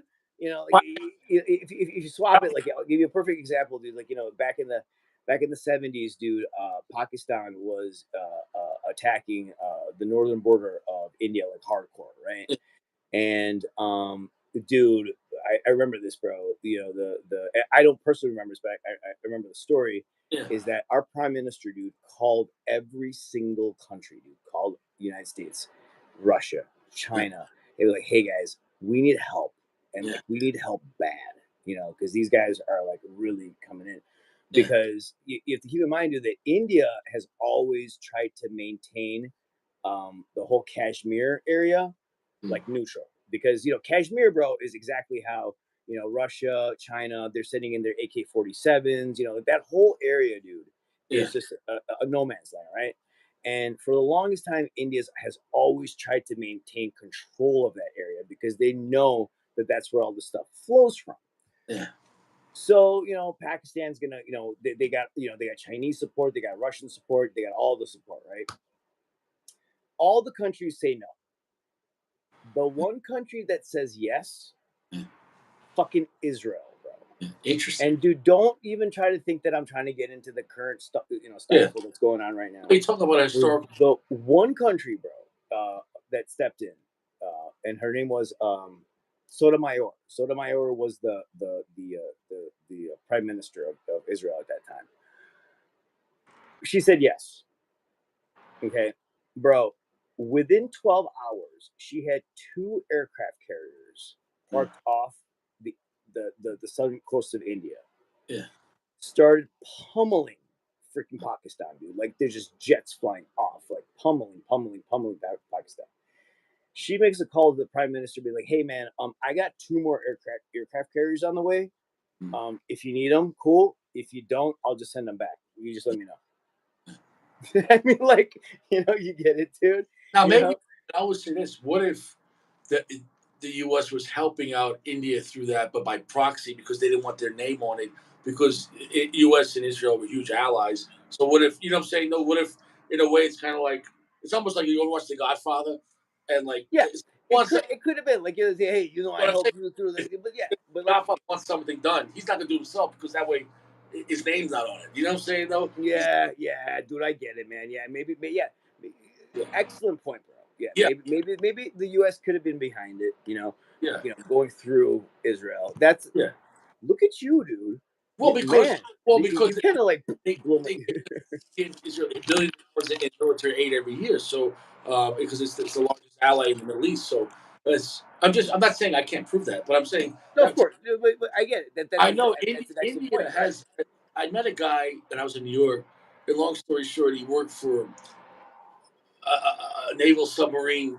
A company in Connecticut where they make parts and make stuff for submarines. So, anyways, he actually was there, and it was a bunch of Indian naval officers. And I was ended up drinking and talking with the guy, and he's just like, "Oh yeah," and just basically like, I didn't know like India has nuclear powered submarines. Like, Mhm. and I'm drinking scotch with the guy. I'm like, "Oh, fucking Indian freaking nuclear submarines!" And Yeah, dude.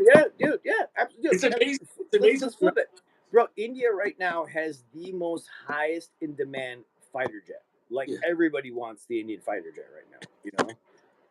It's just interesting, oh man. It's just It's like crazy, bro. It's crazy how everything just kind of comes back around, dude. I grew up in New York. In New York, there's a huge Indian population. You know what I'm saying, though, and I would interact with them every New day. Jersey, bro. New Jersey is pretty much all Indian, bro. Like I Jersey, mean, Long they just call it New Jersey, like New India. Dude, You know what I'm saying? every little mom and pop cigar shop was Indian. Every card store, every 7-Eleven, every like day store, any situation like that. Even what do you call it? Barber shops. Everything. There's a huge Indian population in Long Island. The whole the tri-state area there. And yeah, so I see him every day, talk to him every day, and I became friends with a lot of them. Yeah, Just yeah, bullshit. yeah. And They're hardworking people, bro. Sometimes they can be a little mean. yeah. It is what it is because you have to keep in mind Oh, the what you liquor come in store. contact with on a daily They basis. owned all the liquor stores. Like and Yeah, it was all like one family in Long Island. It was like their cousins, like all their cousins. They'd all, what I'm saying, no, like they're like, oh yeah, yeah, go to my shop down the street. I don't have this, so go over there and like I'll call him, tell him whatever I'm sending you. Like, yeah, um, yeah. they going coming to America and owning businesses, like owning tons of businesses. The hardworking motherfuckers. It was crazy, bro. This is and Sako. By the way, I actually want to learn how to drive a truck. I don't know where that comment came from, but yeah, Yeah, I do. yeah, Dude, what's crazy, bro, is that it was a funny little joke that I swear I don't know it was one of the like the good comedians, right? And they're like, hey, you know what? If we had like a World's Fair today, right? Like who would be the one country that everybody would want to like support and show up, right? And they're like, Germany's got, their cars and their technology and their sausages and shit. South America's got their food and yeah, their logistical thing with the Panama Canal and all that yeah. stuff.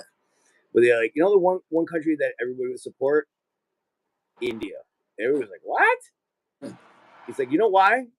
Because India would show up with a Dunkin' Donuts, Yeah. Yeah. a 7-Eleven, Yeah. a Best Western, and a gas station. Yeah. And just 24 hours a day, No, like, no, man. No, seven days a week. And what I liked about any Indian shop I went to, whether it was a cigar shop or whether it was a 7-Eleven, it's like they're all, when you came in, they're always excited to see you because they're excited to make money and they want to be in business. It's yeah, never like, we're oh, just friendly, bro. hey, You know my what I'm friend. saying? Okay, Yeah, my all we're right. just friendly, dude. That's just how that's the Indian hospitality, bro. We're just friendly motherfuckers, bro. Well, Unless you wrong us. When you wrong us, yeah, yeah, not so much. You yeah, know? Yeah, yeah. yeah, yeah. You come in and you want to spend money. Oh man, Absolutely, yeah, yeah. there was a Indian cigar shop opened up, and it was the biggest one in the area. This was before I moved, and I remember they put like a couple of couches in there and like a pool. And I'm like, well, this is just a walk-in place. I was like, we got couches. Like, can we smoke in here? And he's like, yeah, yeah, no problem. I'm like, wait, did you guys get a permit to like smoke inside? He's like, no, it's okay. We don't need that. No problem. Don't worry, my friend. And like, I remember I sat down, I was smoking a cigar on the couch, and it's like, just picture it's like a big store. They sell like day stuff and they sell like canned soup, whatever. But then they had a humidor, and somebody came in. She's like, why is he smoking? This is not a cigar lounge. He's like, no, it's okay. It's okay. He's my friend. And I'm like, it was just he was just he's just like, yeah, don't worry about it. Like it was Yeah. just Well, see, the other thing, and going, I'm pretty sure he had like some sort of authority to say, "Don't worry about it, bro," yeah, because the other thing that Indians don't question yeah, is yeah, the envelope. yeah, exactly, yeah, You know what I'm saying, yeah, dude? That's how India works, bro. yeah, Is the envelope? You get it, yeah, dude? So like if you tell us to grease your palms a little bit, we're yeah. like that's no big deal. That's a society that we came from is greasing palms. Like if you don't grease palms in India, bro, you're gonna get nowhere, like Yeah. legit nowhere. So we sort of kind of understand that mentality. Yeah. So that's why it kind of like works out. You're like, oh yeah, cool. If you want to freaking grease our palms, it's like I get it. Yeah. I'm It's gonna all for I business. want to I want Yeah. to I want to maintain my business. So if I have to grease a couple palms here and there, and like, oh, fuck it, whatever. I gotta do what I Whatever. gotta do. Get a ticket. But Sako just said he knows a friend that owns a 7-Eleven and he hasn't took a vacation in 10 years. Like that's a hard working motherfucker, man. That's just how we are, bro. Yeah. That's just how we are, man. I even give you a perfect example, dude. Like, so my dad's getting, my dad's getting older and stuff like that, and Yeah. he even tried to do a fake retirement, like not fake, but like a quasi retirement, right? And he's an ER physician. He's an ER doc, right? And he tried to like quote unquote retire, but the only problem with guys that are like first generation, super hardworking, right, is they don't develop hobbies, bro. Yeah. Like You my don't know dad doesn't golf or like he doesn't do anything. So like when he like quasi retired, he was like up my ass, like, hey, what are you doing right now? What are you doing? What are you doing? What are you doing right now? What are you doing now? It's like, dad, just fucking go back to work. Like, yeah. seriously. Go play golf or something like that. Yeah. No, because he can't, because like he hasn't. Those guys, bro. They're so into it, right? And they realize the sacrifices that they have to make for like So for for me, for second example. generation like born or American raised Indians, because would you say that when I was in New York, I was Uber driving in Stony Brook University Hospital, which is a major area. The biggest two ethnics is Chinese and Indian. It's a Mm. massive of both those cultures over there. And every Indian male I met in there was going for like IT and engineering. Like Mm. so, is it like a lot of do they want to go to that level of schooling, or is like social pressure you're going to do it, or both? Like they have to. It's that's a great question, dude. And a lot of people, dude, I will tell you, man, in this country, dude, they oppose me on this point. They're like, oh, that's bullshit, this, that, whatnot. So I'll tell you, bro, in India, dude, Yeah, after you finish grammar school, okay, yeah, you know how we have the SATs and the ACT here? yeah, They have the same type of thing. It's like, yeah, whatever, your scholastic aptitude test. You only get one shot. yeah, Depending on that score, bro, yeah, that determines what you do for the rest of your fucking life. yeah. Wow. So, say for example, 1,000 is the best, right? If you score from 200 to 500, you're gonna most likely go into owning a store. Yeah, If you score from 500 to 800, you're gonna go into like legal or like actual, actual sciences, like become like a CPA, right? Yeah. If you scroll from 800 900 to 1,000, you are almost required to be either an engineer or a doctor. Doctor, Right? yeah. It's kind of like if you got that score and you became anything less than that, society would be like, "What the fuck is wrong with you?" Right. And so that's kind of what determines where you go as far as the Indian culture goes, right? So it's kind of Like like a, that one test, like, it's like, oh yeah, well, why didn't you want to do this and why didn't you want to do that? It's like, oh yeah, well, you were from here, you were from this, like say for example, bro, like I'll give you were from the ghetto, yeah, but man, look at where you are now, right? Which is possible in the United States. yeah. But in India, you're from the ghetto, you're most likely going to be in the ghetto. You get Right. it? Like that's just how it works. That's why, again, that's why they say that the United States is a land of opportunity. Like, I mean, you could come in at level 0 Yeah. and freaking be at level 9,000 Yeah. in a lifetime. You know, Yeah. that's not possible anywhere else in the world. Dude. I will say this too, because I learned a lot. Like I said, I did 3 years at night, and I drove a lot Uber in those college towns. Let's say holiday nights or like big party times, or driving kids around. Never was Indian kids. Those kids were only getting going because from either work or studying or more studying, whatever. And it was never like they were never drunk. And it was always like, yeah, I got this big test tomorrow and I'm doing this. So meanwhile, like let's say all the white kids pick them up, like, yo, it's Mardi Gras, oh Cinco de Mayo, man, or whatever the fuck it was, or homecoming or whatever the fuck, or a big football game, and they're out there fucking getting sloshed. And like every Indian and Chinese kid I picked up, like they'd be studying in the back seat. They didn't want to waste a second. I fucking like Yeah, just yeah, yeah, yeah, yeah, yeah, yeah, yeah. Yeah, I yeah. coming in or Yeah. whatever. Imagine that Indian kid going to high school. It's Yeah, like, I was considered a nerd, yeah, in high school, because like I was study prepared and all that stuff, right? But also on the flip side, bro, yeah, if you are the child of first generation immigrants, right?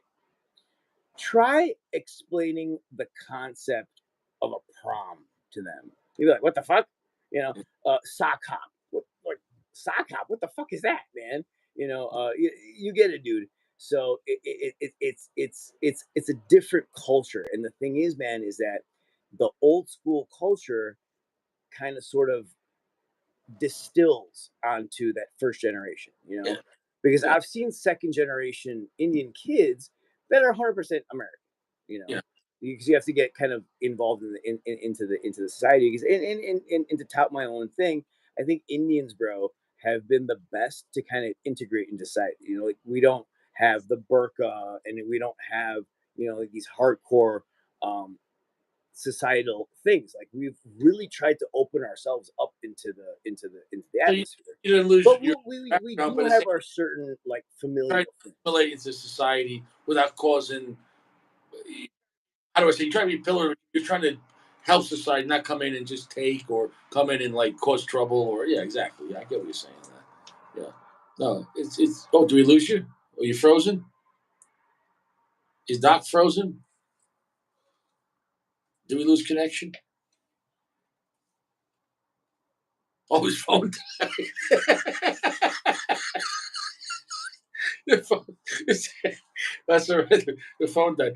Well, that's all right, man. We'll have to pick this up next time, my friend. It's 1:30 in the morning. Look at this guy. He said, that's it. They got you. You know what I'm saying, though? It is what it is. Well, it's getting late, anyways. I'm gonna get going to bed. I got work tomorrow. Not early, but still, I gotta get some rest. And hey, Doc, it was great having you on. We're definitely gonna have you back on in the channel whenever you want. And it was nice to talk about different cultures, and just in general. So interesting talking about aspartame, and yeah, definitely a great time having you on, man. And yeah, stay away from diet soda. I can't stress it enough. Diet soda, aspartame was illegal for like a long time, until they cooked the books. So I can't stress it enough. So, gentlemen, I use that term loosely. I'll see you around.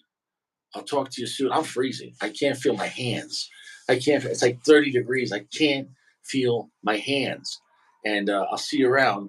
And use high quality soaps. And don't fuck around. And yeah, he did. Yeah. And I know we were in deep conversation, but I was smoking the cigar and Sako towards the last second, third part, last second, third, and into the last third. I started understanding the cigar more, but I'm gonna have to do that cigar again. Cigars with lots of Brazilian tobacco, and I did really enjoy it. It's gonna be a solid 4.6. The great construction, great draw, and the second, third to last third, I started understanding. But there's something about cigars with tons of Brazilian tobacco. They fuck up my mind, and it's like I can't place them. I have to smoke the cigar again. I'm gonna have to do it on a review. And and it is what it is. Everyone stay fresh, fresh, and it is what it is. Keep some kind of morality, okay? You know, do the right thing. I can't stress it enough. Don't steal. Don't kill each other. Self defense is okay, but that's different. So, anyways, I'll see you around. Yeah, is what it is, and stay fresh. Have a good night, guys.